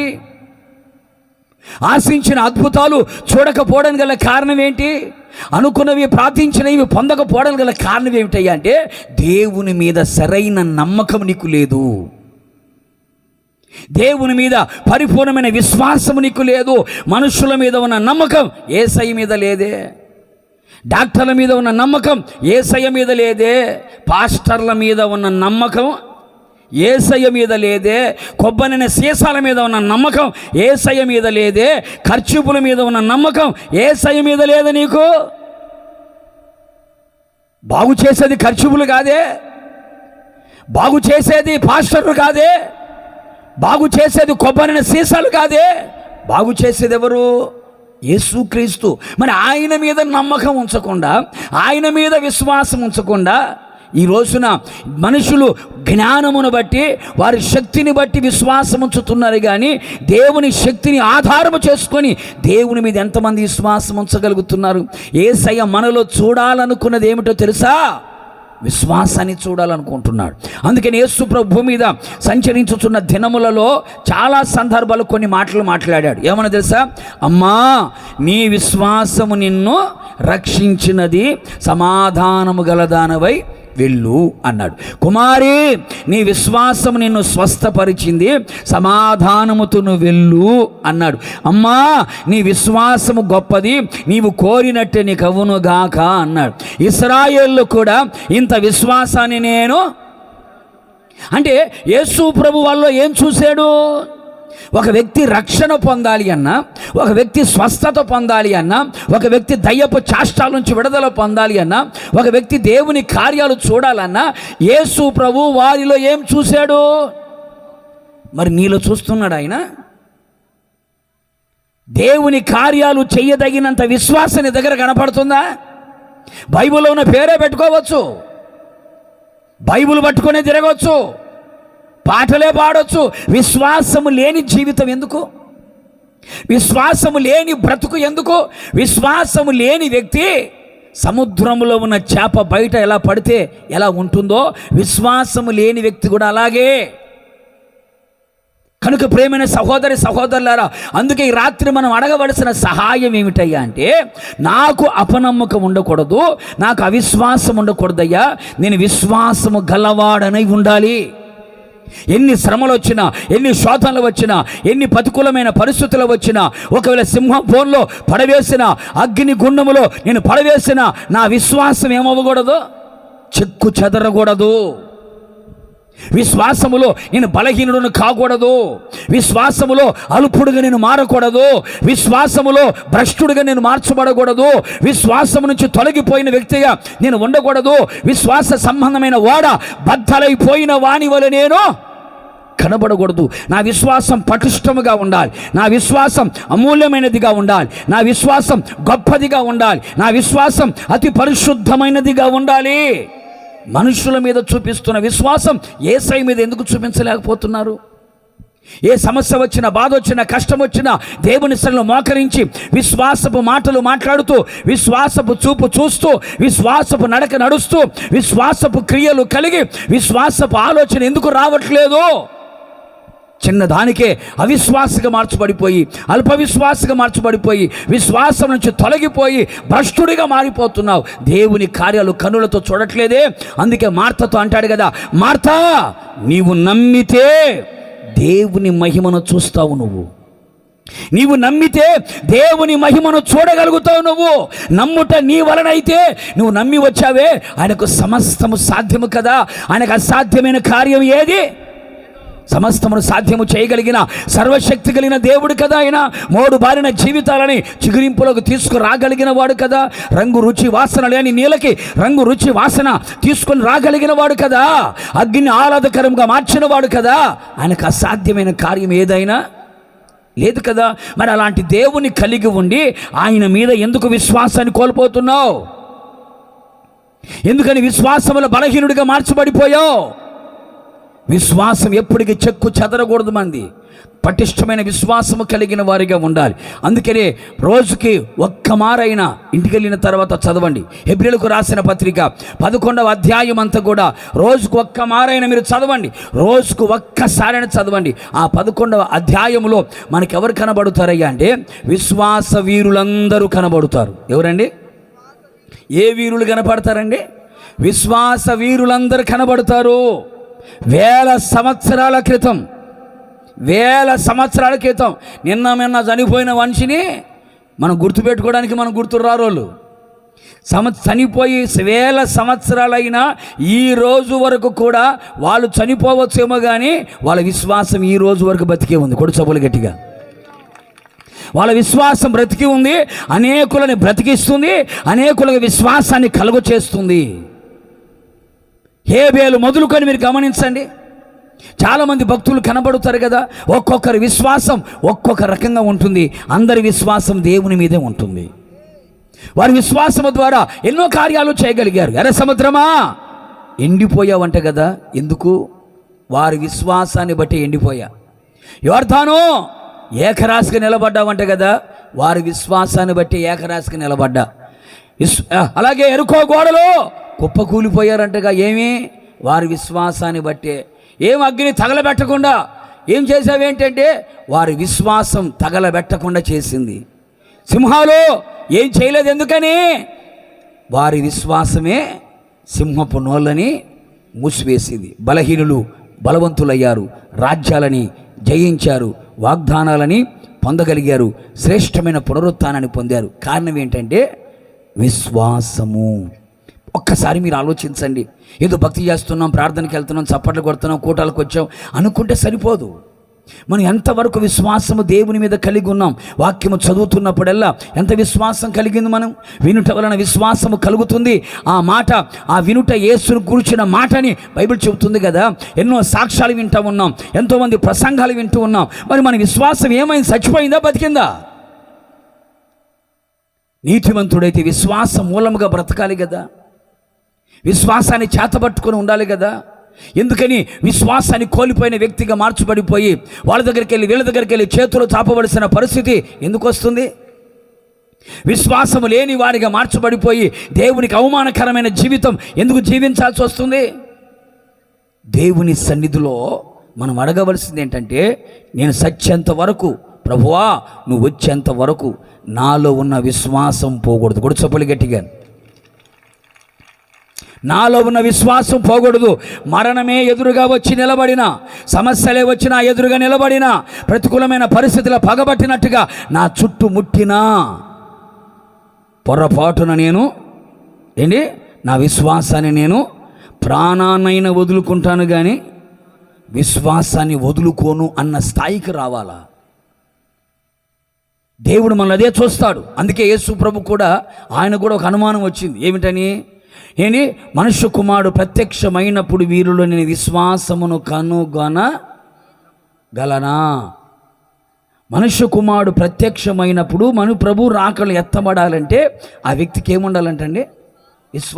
విశ్వాసము లేకుండా దేవునికి ఇష్టడై ఉండుట అసాధ్యము. విశ్వాసము లేకుండా దేవునికి దాని కొనిపోబడుట కూడా అసాధ్యం. అందుకని రెండవ మరణం ఒకటి ఉంది కదండి, నరకం. ఆ నరకానికి పోవడానికి ఒక లిస్ట్ ఉంది కదండి. ఆ లిస్టులో ఒక పేరు ఉంది. ఏమిటా పేరు అంటే అవిశ్వాసులందరూ. అవిశ్వాసులు అంటే లోకంలో ఉన్న వాళ్ళు కాదు. యేసు ప్రభు నమ్ముకొని దేవుని సన్నిధికి వచ్చి విశ్వాసాన్ని కోల్పోయి అవిశ్వాసులుగా మారిపోయారే, వాళ్ళందరూ ఎక్కడ పోతారంట? రెండవ మరణం. అందుకని మనకేం కావాలయ్యా అంటే, నాకు అపనమ్మకము ఉండకూడదయ్యా. అవుతుందో అవ్వదో, జరిగిద్దో జరగదో, ఏం జరుగుద్దో ఏమో, వాళ్ళకి జరగలే నాకు జరుగుతుందా, వాళ్ళకి అవ్వలే నాకు అవుతుందా, ఈ మాట మన నోట రాకూడదు. ఇలాంటి ఆలోచనలు మన నోట రాకూడదు. మనం పలికే ప్రతి పలుకు విశ్వాసముతో కూడినదై ఉండాలి. క్రియలతో కూడిన విశ్వాసము కలిగినదై ఉండాలి. అబ్రహాము చూడండి, తన కుమారుని కొమోరియా పర్వతం మీదకి తీసుకొని వెళ్ళాడు, బలిపీఠం కట్టాడు. అక్కడ ఏమంటాడు తెలుసా అండి? నా దేవుడు ఎవరో తెలుసా? మృతులను సజీవులుగా చేయుటకు నా దేవుడు శక్తిమంతుడు అని విశ్వసించి ఉపమాన రీతిగా తన కుమారుని మరలా పొందుకొని వచ్చాడంట. కూడా చొప్పులు గట్టిగాను. ఎంతటి విశ్వాసం అండి! మరి ఇలాంటి విశ్వాస వీరుల చరిత్రలు చదువుతున్నప్పుడు, విశ్వాస వీరుల చరిత్రలు వింటూ ఉన్నప్పుడు, విశ్వాసానికి కర్త అయిన యేసయ్య వైపు చూస్తున్నప్పుడు మనలో విశ్వాసం వృద్ధి నొందునుగాక, విశ్వాసం అభివృద్ధి పొందునుగాక, విశ్వాసముల బలవంతులుగా మార్చబడుదుముగాక, విశ్వాసముల శక్తివంతులుగా మార్చబడుముగాక, విశ్వాస వీరులుగా మార్చబడుదుముగాక, విశ్వాస యోధులుగా మార్చబడుదుముగాక.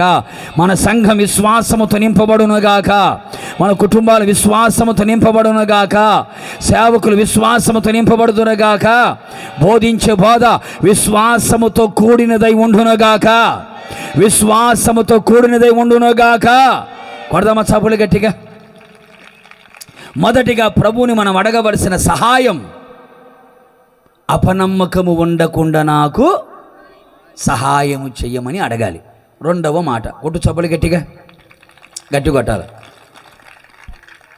60వ కీర్తన 11వ చరణం ఒకసారి చూద్దాం. 60వ కీర్తన 11వ చరణం. మనుషుల సహాయము వ్యర్థము. ఈ మాట గుర్తుపెట్టుకోండి. శత్రువులను జయించుటకు మాకు సహాయము దయచేయుము. దేవుని వలన మేము శూరకార్యములను జరిగించెదము, మా శత్రువులను అనగద్రొక్కువాడు ఆయనే. దావీదు చిన్న సహాయం ప్రభువుని అడుగుతున్నాడు. ఏ సహాయం అడిగాడు చెప్పండి? మా శత్రువులను జయించడానికి మాకేం కావాలి? కొంచెం గట్టిగా చెప్పండి. అంత రెండు చేతులైతే అడగండి ప్రభుని. యేసయ్యా, కొంచెం గట్టిగా. మీ ఇళ్ళ దగ్గర బాగా అరుతావుగా, మీ ఆయన మీద, పిల్లల మీద, పక్కింటోళ్ళ మీద బాగా అరుతావుగా. అప్పుడు బాగా నోరు లేచిద్దిగా. అప్పుడు లేచిన నోరు ఇప్పుడు ఎందుకు లేవో చెప్పు. ఇప్పుడు గట్టిగా చెప్పు, యేసయ్యా. మనం ఇంకా సరిపోలే, ఇంకా ఇంకా ఇంకా యేసయ్యా, శత్రువులను జయించడానికి మాకు సహాయం చేయయ్యా, మాకు సహాయం చేయయ్యా, మాకు సహాయం చేయయ్యా. శత్రువులను మేము జయించాలయ్యా. శత్రువుల చేతులు ఓడిపోకూడదు. శత్రువులు ఏం చేయాలా? జయించాలి. దావీదు అడుగుతున్నాడు ప్రభు దగ్గర, మనుషుల సహాయము వ్యర్థం, మనుషుల సహాయము వ్యర్థం. అందుకని దేవుని దగ్గర విచారిస్తున్నాడు. ఏమని? అయ్యా, శత్రువులను జయించడానికి మాకు సహాయం దయచేయము అని ప్రార్థన చేశాడా? పక్కన దగ్గర అంటాడు ఏమని? మా దేవుని వలన మేము, ఎవరు చెప్తున్నాడండి? పక్కనతో చెప్తున్న ప్రార్థన చేసి ఆమెనని పక్కనతో అంటున్నాడు. ఏమని? మా దేవుని వలన మేము శూరకార్యాలను జరిగిస్తాం. మా శత్రు అణగదొక్కేది ఎవరు? శూరకార్యాలు జరిగించేది ఎవరు? ఏంటి? అణగదొక్కేది ఎవరు? యుద్ధం యెహోవాది, జయము మంది. కూడా చొప్పులు గట్టిగాను. మనం ప్రతిరోజు అడగాలి, సహాయం అడగాలి. మా శత్రువులను జయించడానికి మాకేం కావాలి? చెప్పాలి. ఒక మాట మిమ్మల్ని అడుగుతా, పాస్టర్ గారండి, మాకు అస్సలు శత్రువులే లేరండి, అందరు మిత్రులే అన్నవాళ్ళు లేరు అనండి. వినపలేదట. మరలా మాకు శత్రువులే లేరయ్యా, అందరి మిత్రులే అన్నవాళ్ళు ఇంకోసారి అలేలు చెప్పండి.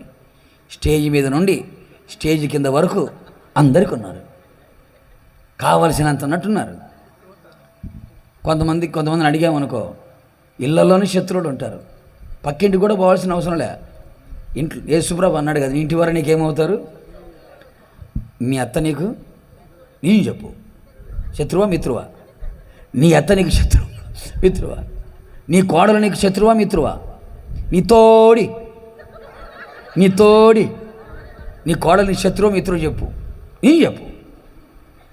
కొంతమందికి సొంత అన్నే శత్రువు, సొంత తమ్ముడే శత్రువు, సొంత అక్కే శత్రువు, సొంత చెల్లెలే శత్రువు, పిల్లలే శత్రువులు, తల్లిదండ్రులే. ఎక్కడికో పోవాల్సిన అవసరం లే, నీ ఇంటి చుట్టే ఉన్నారు శత్రువులు, నీ ఇంట్లోనే ఉన్నారు శత్రువులు. అందుకే కదా డ్రమ్ములో పోయేది, మిక్సీలకు పోయేది, టైల్స్ కిందకు పోయేది, గొంతులు కోసేది, ముక్కలు చేసి ఫ్రిడ్జ్లో పెట్టేది. ఎన్ని ఎక్కడ జరుగుతున్నాయి? ఎవరో కాదు, కట్టుకున్న భార్యే, కట్టుకున్న భర్తే, తోడబొట్టిన తమ్ముళ్ళే. కొంతమంది చెప్తారు, పాస్టర్ గారు అండి, నా సొంత తమ్ముడే నా మీద శాతపడి చేశాడే, నా సొంత తమ్ముడే మా అమ్మాయికి పెళ్లి జరగకుండా చెడగొట్టేస్తున్నాడయ్యా. చెప్పు, శత్రువులు ఎక్కడో ఏమాట చెప్పలేవు, నీ పక్కనే ఉన్నారేమో, నమ్మడానికి లేదు. రకరకాలుగా శత్రువులు ఈ రోజున ఉన్నారు. కనబడే శత్రువులు కొంతమంది ఉన్నారు, మీకు బాగా తెలుసు అనుకుంటా. కనబడకుండా ఉన్న శత్రువులు కొంతమంది ఉన్నారు. బయట పడకుండా లోలోపల చేసే శత్రువులు కొంతమంది ఉన్నారు. ఊరికని కనబడే శత్రువులు కొంతమంది ఉన్నారు. కనబడే శత్రువులు ఉన్నా, కనబడని శత్రువులు ఉన్నా, ఆ శత్రువులను జయించడానికి మనకేం కావాలి? శత్రువు తలంపులు మనకు తెలియాలా, శత్రువు ఆలోచనలు మనకు తెలియాలా, శత్రువు కుయుక్తులు మనకి తెలియాలా. అందుకని భయపడ్డది, శత్రువు యొక్క తంత్రములను మనం ఎరుగని వారము కాము. అందుకని శత్రువులు జయించడానికి మనకేం కావాలండి? సహాయం కావాలి. ఎందుకని? మన జయ జీవితం కావాలి. మనం జయించాలి. జయ జీవితం మనం సొంతం చేసుకోవాలి. లోకాన్ని జయించాలి, పాపాన్ని జయించాలి, సాతాను జయించాలి, అపవాది కార్యాలను జయించాలి. మనకు విరోధంగా లేచిన వాటన్నిటిని కూడా మనం ఏం చేయాలి? జయించేవారిగా కనబడాలి. మన జయ జీవితం పొందుకోవాలి. యేసుక్రీస్తు అన్నాడు, నేను జయించిన తండ్రి సింహాసనం మీద కూర్చుండున్న ప్రకారం అన్నాడు, జయించిన వారిని నా సింహాసనం మీద నేను కూర్చుండని ఇస్తానన్నాడు, జీవకిరీటం పెడతానన్నాడు, తెల్ల వస్త్రములు ఇస్తానన్నాడు, ఆలయములు స్తంభముగా చేస్తానన్నాడు, జీవవృక్ష ఫలములు తినిపిస్తానన్నాడు, పరలోకపు మన్నా ఇస్తానన్నాడు. ఎవరికి? ఇవన్నీ జయించిన వాడికి దేవుడిచ్చే ఆశీర్వాదాలు. మనము కూడా జయించాలి, జయ జీవితం పొందుకోవాలి. జయించిన వాడికే అధికారం, జయించిన వాడికే రాజ్యం, జయించిన వాడికే సమస్తం. అందుకని మనము కూడా జయించాలి. ఎవరిని జయించాలి? శత్రువులని మనము చెప్పాలి. ఎవరు జయించాలండి? శత్రువులని మనము జయించాలి. శత్రువు యొక్క ఆలోచనలు మనము జయించాలి. అందుకని శత్రువుని జయించడానికి మనకు సహాయం కావాలి. ఎందుకయ్యా అంటే, శత్రువుని జయించడానికి మన దగ్గర ఏమి లేదు, శక్తి లేదు, కెపాసిటీ లేదు. అందుకే యెహోషాపాతు కూడా ప్రార్థన చేసేటప్పుడు ఏమంటాడు? అయ్యా, మా మీదకి వచ్చిన శత్రువులు ఉన్నారయ్యా, ఆ శత్రువుని ఎదిరించడానికి మాకు శక్తి చాలదు, బలము మాకు చాలదు, మాకు దిక్కు నీవే. నీవు సహాయము చేయకపోతే ఈ శత్రువులను మేము ఎదిరించలేము, ఈ శత్రువులతో మేము పోరాడలేము, ఈ సమస్యతో పోరాడలేము, ఈ శ్రమతో మేము పోరాడలేము, ఈ ఇరుకు ఇబ్బందులతో మేము పోరాడలేము. పోరాడాలంటే మాకు బలము చాలదు. అందుకే ఆశా ప్రార్థన చేస్తూ అంటాడు, బలము లేని వారికి సహాయము చేయడానికి నీవు తప్ప మాకెవరు లేరు కదయ్యా, నువ్వే మాకు సహాయం చేయాలి. నువ్వు సహాయము చేస్తేనే ప్రాకారాలు దాటుతాం. నువ్వు సహాయము చేస్తేనే సైన్యాన్ని మేము జయించగలుగుతాం. నీ సహాయము కావాలి, నీ హెల్ప్ కావాలి, నీ సహాయము కావాలి. శత్రువును జయించాలంటే శత్రువుడు మామూలుడు కాదు. యేసు ప్రభువు అంటాడు, శత్రువు బలమంతటి మీద నీకేమిస్తున్నాను అంటే శత్రువు ఎలాంటి వాడు? బలము కలిగిన వాడు. అలాగని చెప్పి వాడిని ఎక్కువ అంచనా వేయకూడదు. అలాగని చెప్పి తక్కువ అంచనా వాని నోట్లలో పెట్టాలి వాడిని. శత్రువు బలము కలిగిన వాడు. మరొక చోట దావీదేమంటాడు తెలుసండి, శత్రువుని మించిన జ్ఞానము నాకు. అంటే శత్రువు ఎలాంటి వాడు? జ్ఞానం ఉంది. శత్రువుకు ఒకవైపు బలం ఉంది, ఒకవైపు జ్ఞానం ఉంది. బలం ఉంది, జ్ఞానం ఉంది. ఇప్పుడు శత్రువును జయించాలంటే వాడికంటే అధిక బలం మనకు కావాలి, వాడికంటే అధిక జ్ఞానం మనకి కావాలి.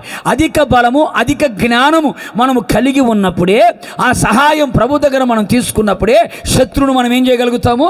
ఓడించగలుగుతాం. శత్రువు ఆలోచనలు మనం చెతక తొక్కగలుగుతాం. శత్రువు మన పాదపీఠముగా మార్చబడతాడు. శత్రువు పారిపోతాడు. మరి శత్రువు పారిపోవాలంటే, శత్రువు మీద జయము కలగాలంటే, శత్రువు ఓడిపోవాలంటే శత్రువు కంటే కూడా అధికమైన బలము కావాలి, శత్రువు కంటే అధికమైన జ్ఞానము కావాలి. మరి ఈ బలం ఇచ్చేవాడెవడు? ఈ జ్ఞానం ఇచ్చేవాడు ఎవరై అంటే బైబిల్ చెబుతున్న మాట, దేవుడు యుద్ధమునకు బలమును ధరింప చేయువాడు ఆయనే, తన ప్రజలకి బలమును అనుగ్రహించగలిగిన వాడు ఆయనే.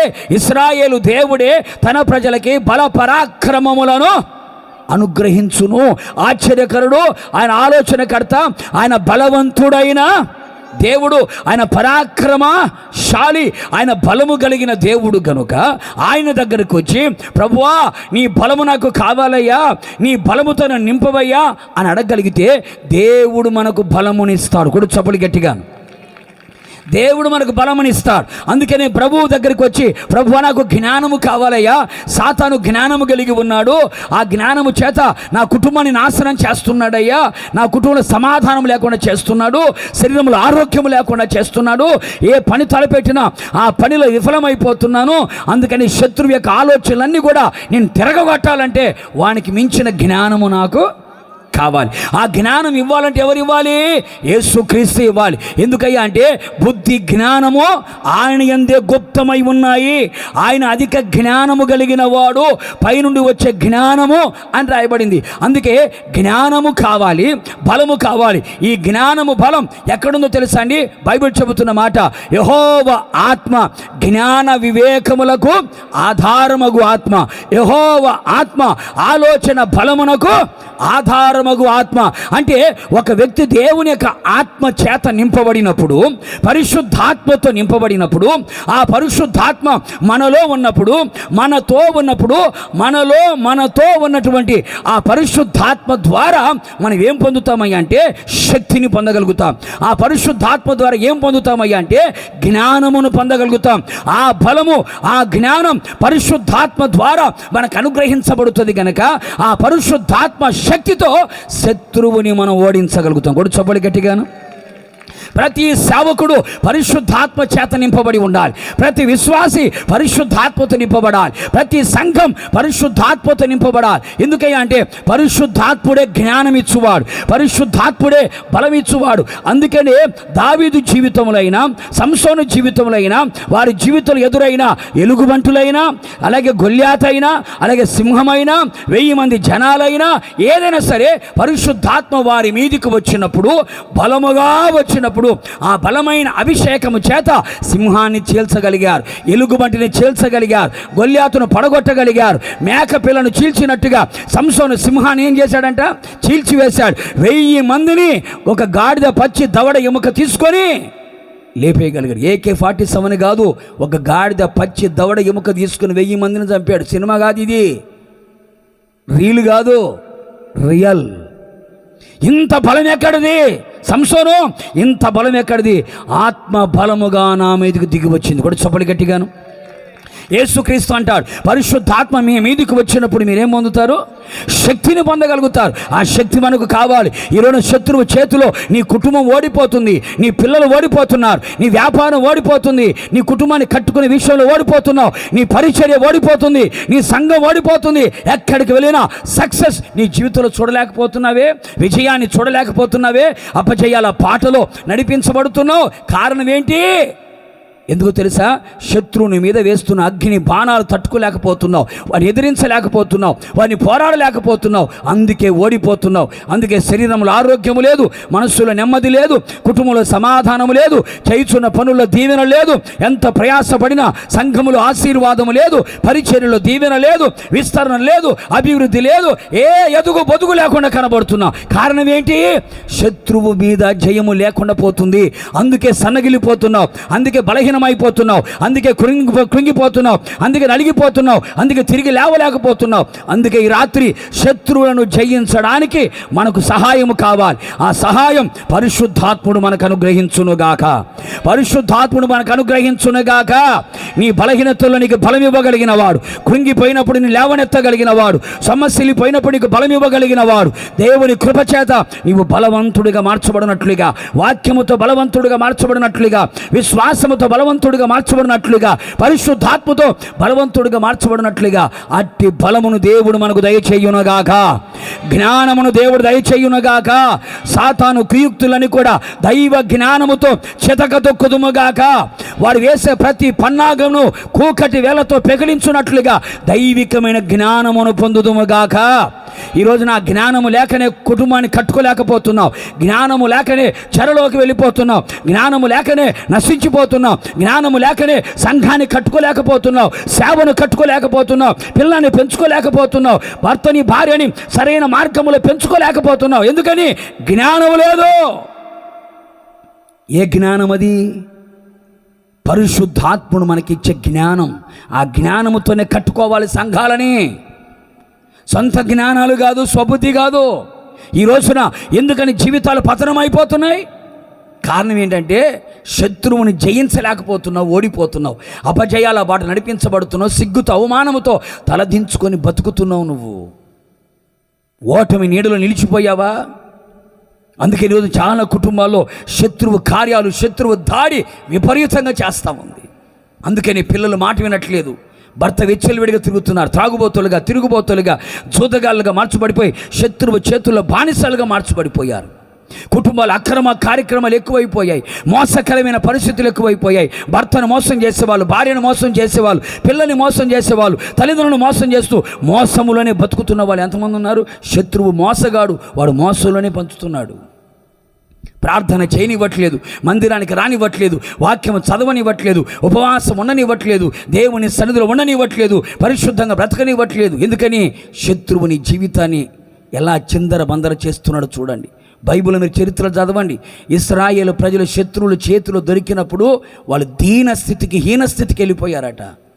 తినడానికి తిండి లేకుండా పోయింది, కట్టుకోవడానికి బట్ట లేకుండా పోయింది, ఉండడానికి ఇల్లు లేకుండా పోయింది, గానుగ చాటున దాక్కోవలసి వచ్చింది, గుహల్లో దాక్కోవలసి వచ్చింది, బానిసలుగా బతకవలసి వచ్చింది. ఎందుకని?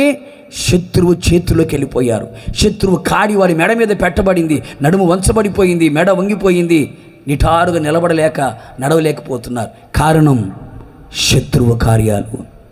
అందుకే ప్రియ సహోదరుడ, సహోదరి, ఏ శత్రువులు నిన్ను బాధిస్తున్నారో, ఏ శత్రువులు నిన్ను భయపెడుతున్నారో, ఏ శత్రువులు నిన్ను బెదరగొడుతున్నారో, ఏ శత్రువులు నిన్ను కృంగదీస్తున్నారో, ఆ శత్రువుల మీద మనకు జయము కలుగునట్లుగా పరిశుద్ధాత్మను పొందుదుముగాక, పరిశుద్ధాత్మ శక్తిని పొందుదుముగాక, పరిశుద్ధాత్మ పూర్ణులుగా మార్చబడుదుముగాక.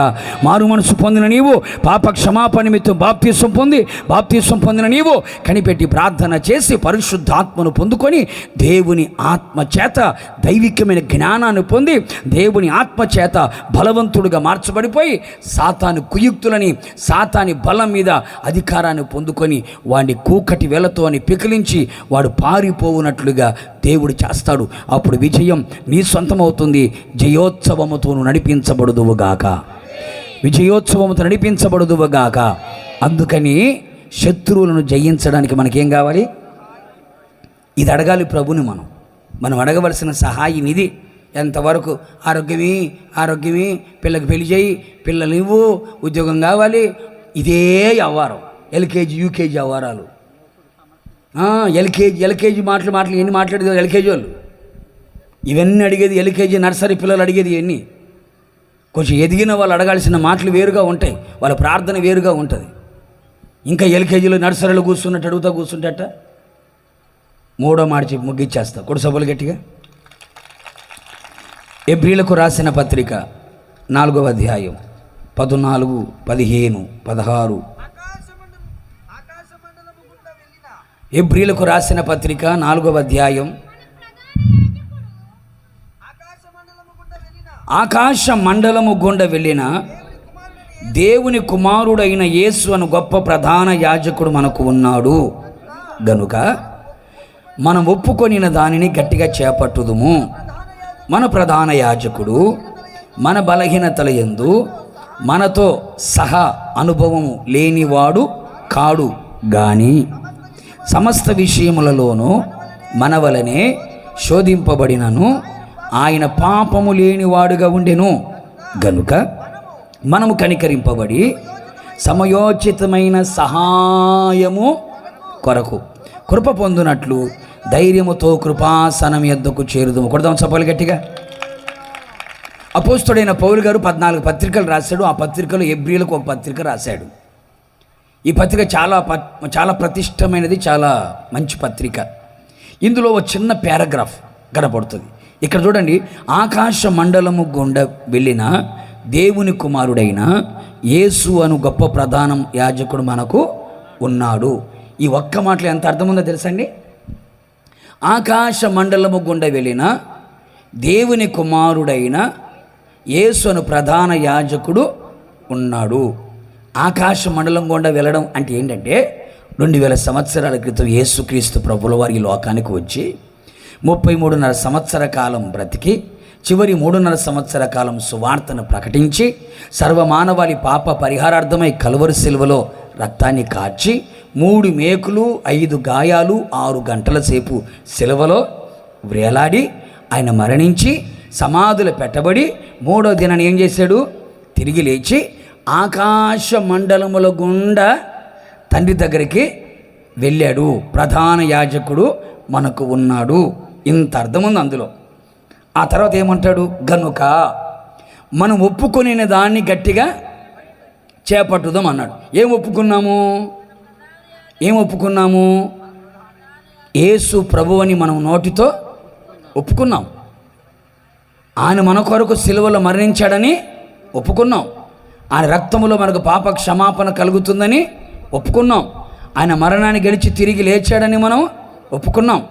ఆర్భాటముతో ప్రధాన దూత శబ్దంతో దేవుని బోరు తన మధ్యాకాశంలోకి వస్తున్నాడని ఒప్పుకున్నాం. మనం కూడా ప్రభు రాకడలో మహిమ శరీరముతో అక్షయ శరీరముతో అమర్త్యతను ధరించుకొని ఆత్మ పెళ్లి కుమార్తె రమ్ము అని పిలవగానే మనం కూడా ఎత్తబడుతామని మనం ఒప్పుకున్నాం. ఈ భక్తిలో ఒప్పుకున్నాం కనుక భక్తి చేస్తున్నాం. ఈ ఒప్పుకున్న దాన్ని మనం ఏం చేయాలి? గట్టిగా చేపట్టాలి అన్నాడు. బాగానే ఉంది. తర్వాత ఏమన్నాడు? మన ప్రధాన యాజకుడు మన బలహీనతల యందు మనతో సహా అనుభవము లేనివాడు కాడు. అంటే మానవ రీత్యా మనకు ఎలాంటి బలహీనతలు అయితే ఉన్నాయో యేసు క్రీస్తు కూడా అలాంటి బలహీనతలు ఉన్నాయి. అందుకని యేసుక్రీస్తు కూడా ఆయన కూడా బలహీనత చెందాను అని మాటలు ఉన్నాయి కదండి. మన బలహీనత ఆయన మీదకి వచ్చింది. ఆయన బలహీనత మనకి ఎలాంటి బలహీనతలు అయితే ఉన్నాయో ఆయనకు కూడా సహా అనుభవం. ఎందుకని మనం పాప శరీర ఆకారంతో మనం ఎలా వచ్చాము? యేసుక్రీస్తు కూడా ఏ శరీరంతో వచ్చాడు? పాప శరీర ఆకారముతో వచ్చాడు. శరీరములో ఎలాంటి బలహీనతలు ఉన్నాయో ఆయనకు కూడా అలాంటి బలహీనతలు ఉన్నాయి. తర్వాత ఏమంటాడు చూడండి, సమస్త విషయములలో ఆయనకు మనకు తేడా ఇక్కడే కనపడుతుంది. మనకు తేడా ఏంటంటే సమస్త విషయములలో మన వలనే ఆయన కూడా శోధించబడ్డాడు. మనకు ఎలాంటి శోధనలు అయితే వస్తున్నాయో యేసుక్రీస్తు కూడా ఏమొచ్చినాయి అంటండి? ఆ శోధనలు వచ్చాయి. అయితే మనకి ఆయనకి తేడా ఏంటంటే, మనకు శోధనలు వచ్చినప్పుడేమో మనం శోధనలో పడిపోతున్నాం. ఆయనకు శోధనలు వచ్చినప్పుడు ఆ శోధనలలో ఆయన పాపము లేని వాడుగా ఉండెను. కొడు చప్పులు గట్టిగా గట్టిగా గట్టిగా. ఆయన పాపము లేని వాడిగా ఉండెను. అందుకంటాడు గనుక మనము కనికరింపబడి సమయోచితమైన సహాయము కొరకు ధైర్యముగా కృపాసనం యొద్దకు వెళదాం. ఏ సహాయము కొరకు? మనము కూడా శోధించబడినను పాపము లేని వారిగా ఉండడానికి మనకి ఏ సహాయం కావాలి? అది సహాయం అంటే.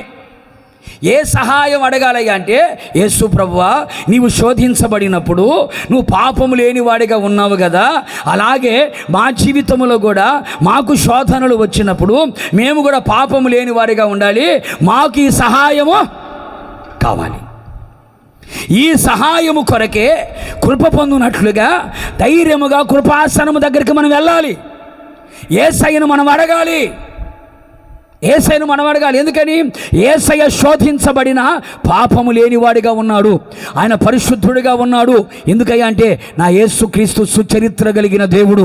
కామ, క్రోధ, మద, మోహ, లోభ, మత్సరము లేని ఆజన్మ బ్రహ్మచారి. చూపులలో, తలంపులలో, ఆలోచనలో, క్రియలో, నడకలో, పడకలో, ప్రవర్తనలో పాపము లేనివాడు, పాపము చేయనివాడు, పాపం ఎరగనివాడు, పాపులలో చేరనివాడు, నిర్దోషి, నిష్కల్మషుడైన దేవుడు. నాలో పాపమున్నదని మీలో ఎవడైనా స్థాపించగలడా అని ప్రపంచానికి సవాలు విసిరిన ఏకైక పరిశుద్ధుడు, పరిశుద్ధతల మహనీయుడు, ఆయన పూజనీయుడు, చేతులెత్తి దండం పెట్టడానికైనా సరిపోయినవాడు, సాగిలపడి నమస్కారము చేయడానికి దేవుడు అని చెప్పడానికి సరిపోయినవాడు. కొడు చప్పలి గట్టిగా. ఆయన పరిశుద్ధుడైన దేవుడు, పాపము లేని దేవుడు. ఇప్పుడు యేసు ప్రభు నమ్ముకున్న మనం క్రీస్తు రక్తముతో కడగబడి బాప్తిస్మాన్ని పొంది క్రీస్తును ధరించుకొని దేవుని ఆత్మను శరీరములో ముద్రలు కలిగిన వారమై విశ్వాస యాత్రలు కొనసాగుతున్న మనము కూడా యేసయ్య దగ్గరికి వెళ్ళి అడగవలసిన సహాయం ఏంటో తెలుసా? ప్రభువా, మీరు శోధించబడ్డారయ్యా, మీ శోధనలో ఏ పాపం మీరు చేయలేదయ్యా, నేను కూడా శోధనలు వచ్చినప్పుడు నేను కూడా ఏం చేయకూడదు? పాపము చెయ్యని వ్యక్తిగా నేను ఉండాలయ్యా, నాకు ఈ సహాయం కావాలి. ఎప్పుడైనా అడిగావా? ఇలాంటి అడిగితే ఎప్పుడు బాగుపడదానేవి కదా. అది అడక్కనే కదా మన బతుకులు బస్టాండ్ ఫాలో అయింది. ఇలాంటి సహాయం కదా మనం అడగాల్సింది. చాలా బాస్టర్ గారు అండి, ఈ మధ్య శోధనలు ఎక్కువైపోతున్నాయి. ఏ శోధనలు? చూసిందల్లా కావాలనిపిస్తుంది, చూసిందల్లా కావాలనిపిస్తుంది. నేత్రాశ, శరీరాశ, జీవపు డంబం, లోక పాపం, లోక ప్రేమ, లోక మర్యాద, లోక స్నేహం. ప్రేమ ప్రేమ ప్రేమ. గాజు పెంకుతో కోసేసుకుంటా, గొంతు కోసేసుకుంటా, పీడ పోయింది. ప్రేమ ప్రేమ. 4 మాసాలు మోసి కని పెంచి పెద్ద చేసిన కళ్ళదన్నులకి కడుపు కోత మిగిలించి నచ్చినట్టు 3 నెలలు 4 నెలలు పరిచయం ఆడుతూ వెళ్ళిపోతున్నావు. 6 నెలలు మన తిరిగి వస్తున్నాం. మళ్ళా శోధనలో పడిపోతున్న శోధనలో సాతాను గారు తక్కువడు, వాడు శోధకుడోడు. ఎవడోడు? వాడు శోధకుడు. ఒక్కొక్కని ఒక్కొక్క టైపులో పడేస్తాడు. అందరినీ ఒకే టైపులో పడేయాడు. అవ్వకేం చూపించాడు? పండును చూపించాడు. మరి నీకేం చూపిస్తున్నాడు? మరి అవ్వను పడగొట్టడానికి పండును చూపించాడు. డబ్బుకు పడిపోయే వాళ్ళు కొంతమంది ఉంటారు, సెల్ ఫోన్లకు పడిపోయే వాళ్ళు కొంతమంది ఉంటారు, ఐఫోన్కి పడిపోయే వాళ్ళు కొంతమంది ఉంటారు. నీకు ఫోన్ కొనిస్తా రా, వచ్చేత. నీకు బంగారం కొనిస్తా, బంగారానికి పడిపోయే వాళ్ళు కొంతమంది ఉంటారు, పట్టు చీరలకు పడిపోయే వాళ్ళు కొంతమంది. అందరూ ఒకదానికి పడరండి. సంసోను ఉన్నాడు, అమ్మాయిలకే పడతాడు, డబ్బు పడ్డు. నువ్వు కట్టలు తీసుకొచ్చి సంసోను ముందు పెట్టు, కేజీలు బంగారు బిస్కెట్ పెట్టు, పడడు. అమ్మాయిలకే పడతాడు. అమ్మాయిలు వెంటే పడతాడు. ఏ ఊరు పోయినా ఒక అమ్మాయిని చూసుకుంటాడు. మాట్లాడరే, అమ్మాయిలకే పడతాడు. ఇప్పుడు గెహజు దగ్గరికి వెళ్ళండి, అమ్మాయిలకు పడ్డు, బంగారానికే పడతాడు, డబ్బుకే పడతాడు. డబ్బే కావాలి నాకు, డబ్బు డబ్బు డబ్బు డబ్బు డబ్బు డబ్బు డబ్బు. ఒకప్పుడు గుండె డబ్బు అనేదంట, ఇప్పుడు మానేసిందంట. ఓన్లీ డబ్బే, డబ్బు డబ్బు డబ్బు. గెహజీ ఏంటి అమ్మాయిలకు పడ్డు, డబ్బుకే పడతాడు. ఆకాను ఉన్నాడు, దేనికి పడతాడు? అమ్మాయిలకు పట్టు, డబ్బు పట్టు, బంగారం కావాలా, ఎందుకని నెక్లెస్లు చేయించుకోవాలా, నెక్లెస్లు చేయించుకోవాలా అండి. అయ్యగారికి వెండి కావాలా, బంగారానికి వెండి కావాలి, ఎందుకని గల్లని దయ్యాల్లాగా తిరగాల. గల్లు కొన్ని దయ్యాలు తిరుగుతుంటే చూడండి, అప్పుడప్పుడు లేచిపోయినప్పుడు చూడాలా, దయ్యాలు పోతా ఉంటాయి గల్ గల్ గల్ గల్ అని. చిన్నప్పుడు మా తాత అనేవాడు, దయ్యం అంటే ఏంటంటే గల్లున వస్తుందని. ఇప్పుడు కొన్ని లేచిపోయేటప్పుడు చూడాలి, ప్రార్థన అయిపోయిన తర్వాత ఎన్ని దయ్యాలు పోతుంటే చూడాలా, గల్లు. అందుకని మా సంఘంలో చెప్తా, గజ్జలు వేసుకుని మందిరానికి కొత్తూరుకున్నాను చెప్తా నేను. ఆ దయ్యాల శబ్దం వినపడకూడదు మన దగ్గర. ఆ వెండికే పడిపోతారు, బంగారానికి పడిపోతారు, కొంతమంది తిండికి పడిపోతారు. ఏం ఆశించాడు వాడికి, అమ్మాయిలు కాదు, డబ్బు కానీ, బంగారం ఏం వద్దు, తిండి పెడు చాలు, ప్లేట్లు తిండికే. ఏమి వేసావో, నీకు బంగారం ఎత్తా వద్దు, స్థలాలు ఎత్తా వద్దు, నాకు పెట్టాలా. ఏం పెట్టాలా? దేనికి పడుతున్నావమ్మా నువ్వు? ఏ శోధనలో పడిపోతున్నావు? దేని వీక్నెస్ సాతానికి అడుగుకున్న ఏం చేసండి, వీక్ను పట్టుకొని లీక్లను తీస్తాడు బయటికి. నీ వీక్నెస్ పట్టుకుంటాడు. ఒక్కొక్కరికి ఒక్కొక్క రకమైన వీకులు ఉంటాయి. ఇప్పుడు చెప్పాక అవ్వకున్న వీక్నెస్ వేరు, సంసోనుకున్న వీక్నెస్ వేరు, గెహజీకున్న వీక్నెస్ వేరు, ఇస్కరియోతు యోధకున్న వీక్నెస్ వేరు. ఒక్కొక్కరికి ఒక్కొక్క టైపు. మనం ఏ టైపు చూడాలా? సాతాను శోధనలో కలుగు చేసినప్పుడు ఆ శోధనలు మనం ఏమవకూడదంట, యేసు ప్రభువును కూడా శోధించాడు, తక్కువడు కాదు. ఆకలి అయినప్పుడు తిండి పెడతానన్నాడు, నీకు మహిమని చూపిస్తానన్నాడు. అబ్బో, వాడు తక్కువడుగా రకరకాలు శోధించాడు, కానీ శోధనలో పడిపోలేదు యేసు ప్రభు. అందుకనే శోధించబడినను పాపము లేనివాడిగా ఉండాలా. అది శోధనలు వస్తాయి, సత్యంత వరకు వస్తాయి. ఎంతవరకు వస్తాయండి? ముసలిదానికి రావదనుకోకండి, వాళ్ళకు కూడా వస్తాయి. ఈ మధ్య ముసలి వచ్చి అడుగుతున్నారు, పాస్టర్ గారు అండి పీడకలు వస్తున్నాయి. కాటికి పోయి సమయానికి పీడకలు రావడం అంటే పనికి మారిందన్న. కాటికి పోయేదానికి పళ్ళన్నీ ఊడిపోయాయి, శుక్రాలు కూడా తీపించుకొని కళ్ళకి కళ్ళజోడు పెట్టుకుని ఊడిపోకుండా మోకులతో కట్టావు, చేతికి కర్ర వచ్చింది, డిస్కు పక్క పోయింది, మోకాలు చెప్పులు అరిగిపోయాయి, ఇంకా రేపు మాపు ఊడిపోతావు, పీడకళ్ళు వస్తున్న ప్రాబ్లం ఏంటంటే ఆ మనిషి కూడా చచ్చేంత వరకు శోధనలు వస్తూనే ఉంటాయి. మనం చచ్చేంత వరకు శోధనలు ఏం చేయాలా? జయిస్తూనే ఉండాలా. ఎన్ని శోధనలు వచ్చినా, రకరకాల శోధనలు వచ్చినా, పలు రకాల శోధనలే కలిగినా, అది ఎలాంటి శోధనలే వచ్చినా ఆ శోధనలో పడిపోకుండా పాపం లేని వాడిగా ఉండేటట్టుగా నాకు సహాయం చేయ్యా. నేను పరిశుద్ధుడిగా బ్రతకాలయ్యా, పవిత్రుడిగా బ్రతకాలయ్యా, నీతిగా బ్రతకాలయ్యా. పాపం పట్టుకోవాలని ప్రయత్నం చేసిన పాపాన్ని విడిచిపెట్టి పారిపోయే యోసేపులాగా నేను బ్రతకాలయ్యా.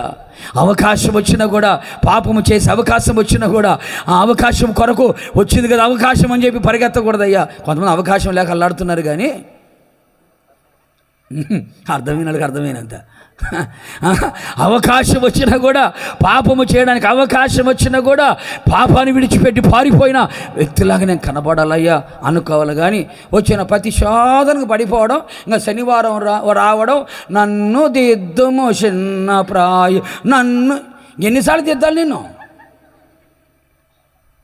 చిన్నపిల్లలు ఉంటారు, శుభ్రంగా స్నానం చేయించి, వామాటలు దాపించి, అన్నీ చేసి, జడలేసి, బెత్తెత్తున పౌడర్ కొట్టి, ఈ కర్రోడికి, ఈ కరిమోహన్ దానికి బెత్తెత్తున పౌడర్ కొట్టి, జడలేసి, సెల్ఫీలు దిగి, ఈ మనిషి ఇంట్లో పోయి వచ్చి లోపల వాడు దిబ్బలో పోయి వస్తాడు.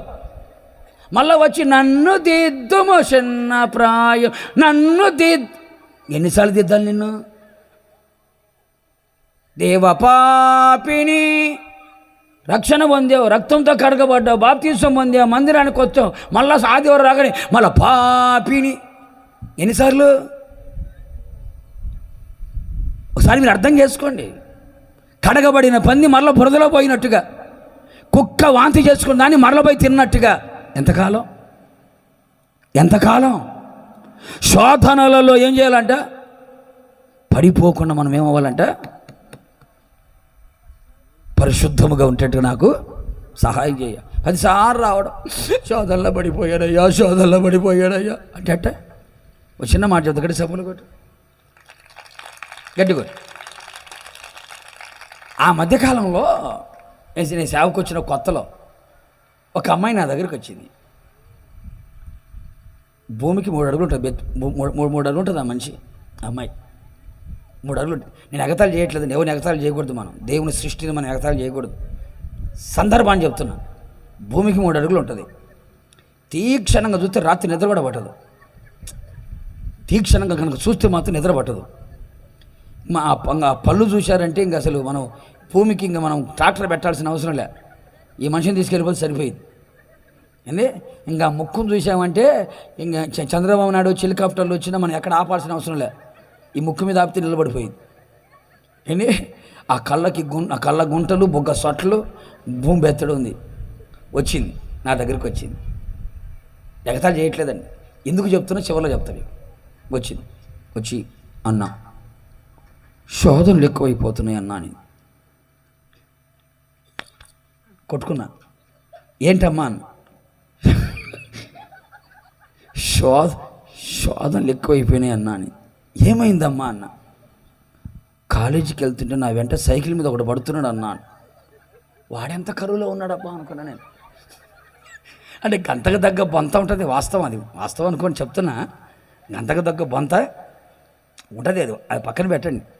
ఆ రోజున సైకిలే కదా, ఇప్పుడైనా మోటార్ సైకిల్ పైకి ఎత్తి ఆ తర్వాత నడివిర కొట్టుకొని హాస్పిటల్ 2 కాళ్ళు పైకి తీసుకుపోవడం కిందకి పెట్టేసి ఇప్పుడు జరుగుతున్న అది వేరే విషయం అనుకోండి. అప్పుడు సైకిలే, వెంటబడే సైకిల్ మీదనే 10 సార్లు బెల్లు కొడుతున్నాడన్నా అని. నిన్ను చూసే బెల్లు కొడుతుందని చెప్పి నడి చెప్తున్నావు అమ్మాయి అని అడిగాను నేను. వాడు ఏ వాళ్ళు లేదు, నన్నే కొడుతున్నాడు, నువ్వు చూడకపోతే వాడాడు చూస్తా నిన్ను. సరే అయిపోయిందని, అందుకని నా కోసం గట్టిగా ప్రార్థన చేయండి అన్న అని. ఏదంటే శోధనలు ఎక్కువైపోతున్నాయి నాకని. అప్పుడు నేను అనుకున్నా, ఈ పారపల్ల మనిషికే, ఈ సప్పుడు బుగ్గు దానికే, ఈ సొట్ట బొగ్గల దానికే, ఈ గుంటకాళ్ళ దానికే బెత్తడెత్తునుంది ఈ మనిషి. భూమికి బెత్తడుంది, గట్టిగా దిగ్గొడితే మళ్ళా భూమికి వెళ్ళిపోయింది మనిషి. ఈ మనిషికి ఎన్ని శోధనలు వస్తున్నాయి అంటే, శోధనలన్నా అంటా ఉందంటే, అప్పుడు అనుకున్నా నేను, మరి ఈ మనిషికి ఎన్ని శోధనలు వస్తే మన యేసుప్రభుకి ఎన్ని రావాలి చెప్పు. ఇది మన పాయింట్. మన యేసుప్రభుకి ఎన్ని రావాలా? మన యేసుప్రభు ఎవరు? రత్నవర్ణుడు, ధవలవర్ణుడు, 10,000లోనే అతి కాంక్షణీయుడు ఆయన. ముక్కే సరిగలేదు నీకు, మూతే సరిగలేదు నీకు. నువ్వు నడుస్తూ ఉంటే ఒక కాలిటి పోయింది, ఒక కాలిటి పోయింది, తెలంగాణ ఒకటి పోయింది, ఆంధ్రాకి ఒకటి పోయింది. అసలు నువ్వు నడుస్తూ ఉంటే కొన్నిసార్లు పందులు నడిచినట్టే ఉంటాయి, నువ్వు అరుస్తూ ఉంటే కుక్కలు నడిచినట్టే ఉంటాయి, నువ్వు చూస్తూ ఉంటే ఒక సూపిట పోయింది, ఒక సూపిట పోయింది. నీకే ఇన్ని వంకర్లు ఉంటే, నీకే శోధనలు వస్తుంటే మరి యేసుప్రభుకి ఎన్ని రావాలి? అది నేను చెప్పేది. అర్థమైంది నా మాట మీకు? ఎగతాళి చేయట్లేదు, దేవుని సృష్టిని మనం ఎప్పుడు ఎగతాళి చేయకూడదు.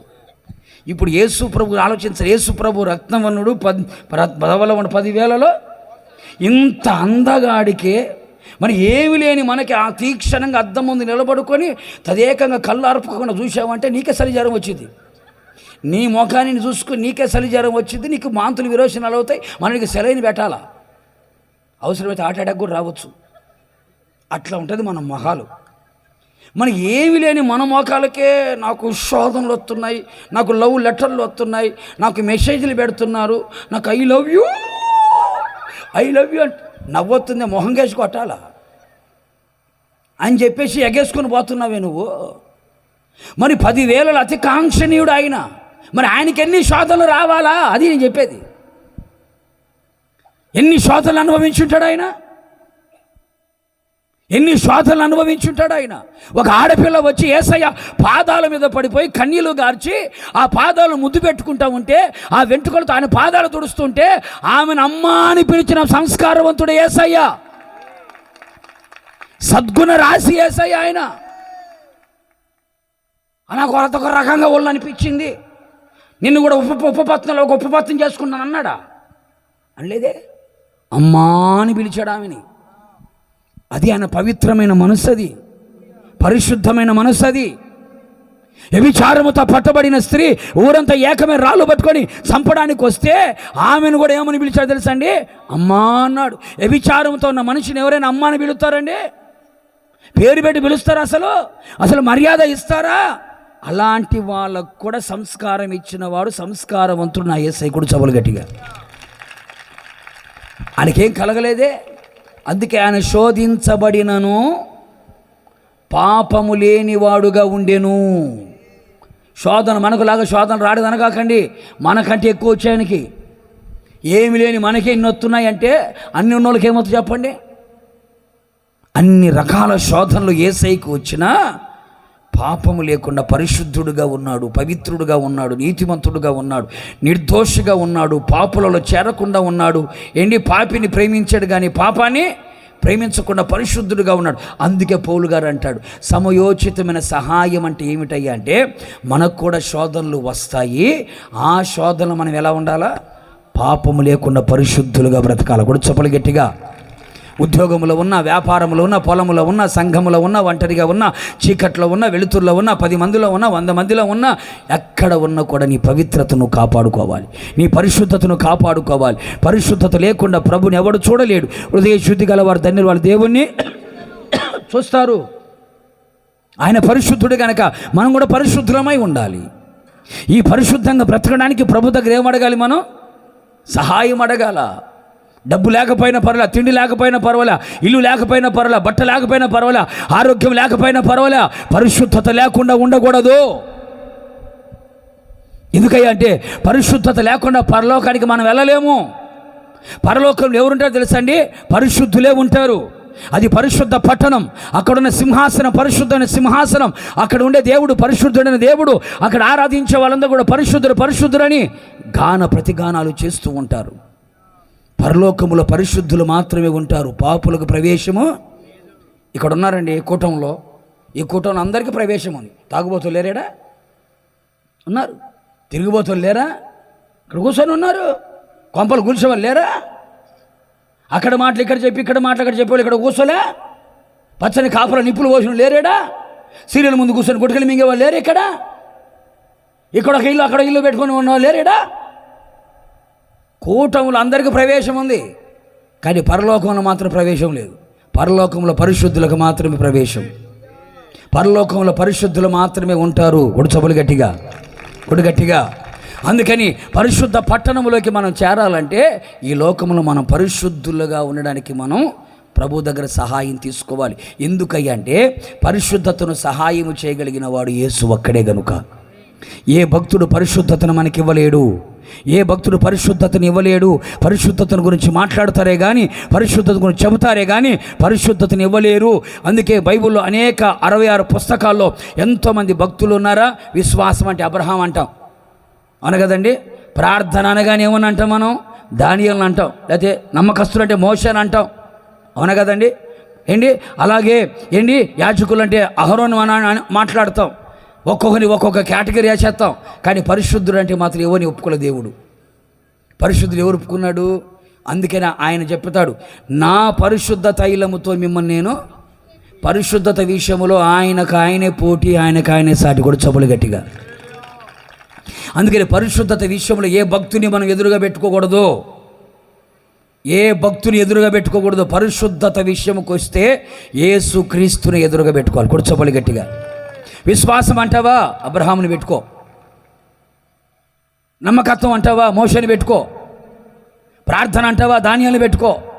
దేవుని చిత్తం అంటావా? దావీదుని పెట్టుకో. కానీ పరిశుద్ధత అంటే మాత్రం ఎవరిని పెట్టుకోవాలా? యేసయ్య ఒక్కనే పెట్టుకోవాలా. ఎందుకంటే యేసయ్య లాంటి పరిశుద్ధత ఎవరికి లేదు. అలాంటి పరిశుద్ధత కొరకు ప్రాకులాడుతున్నాం నేనైనా, నువ్వైనా, మనమైనా. అందుకని ఏ సహాయం అడగాలి ప్రభుని చెప్పని? ఇప్పుడు సమయోచిత సహాయం అంటే ఏంటయ్యా అంటే, శోధన వచ్చినప్పుడు పాపములు పడిపోకుండా కడిగేదే సహాయం. ఒక్క మాటలు చెప్పాలంటే, నేను పరిశుద్ధునిగా ఉండడానికి నాకేం కావాలి? సహాయం. 3 మాటలు. 1, అపనమ్మకం ఉండకుండా సహాయం. 2, శత్రువును జయించడానికి సహాయం. 3, పాపము చేయకుండా పరిశుద్ధునిగా ఉండడానికి ఈ సహాయము కొరకు వేడుకుందాం, ప్రభువుని అడుగుదాం. ఆయన మీకు సహాయము చేయునుగాక, ఆయన మీకు సహాయము చేయునుగాక, మీకు విశ్వాసముని ఇచ్చునుగాక, మీకు విజయముని ఇచ్చునుగాక, మీకు పరిశుద్ధతని ఇచ్చునుగాక, మీకు పరలోకం వచ్చునుగాక. ఈ మాటలను యేసయ్య మన హృదయంలో స్థిరపరిచి నూరంతలు ఫలింపచేయునుగాక. God bless you. అందులో లేచి నిలబడదాం.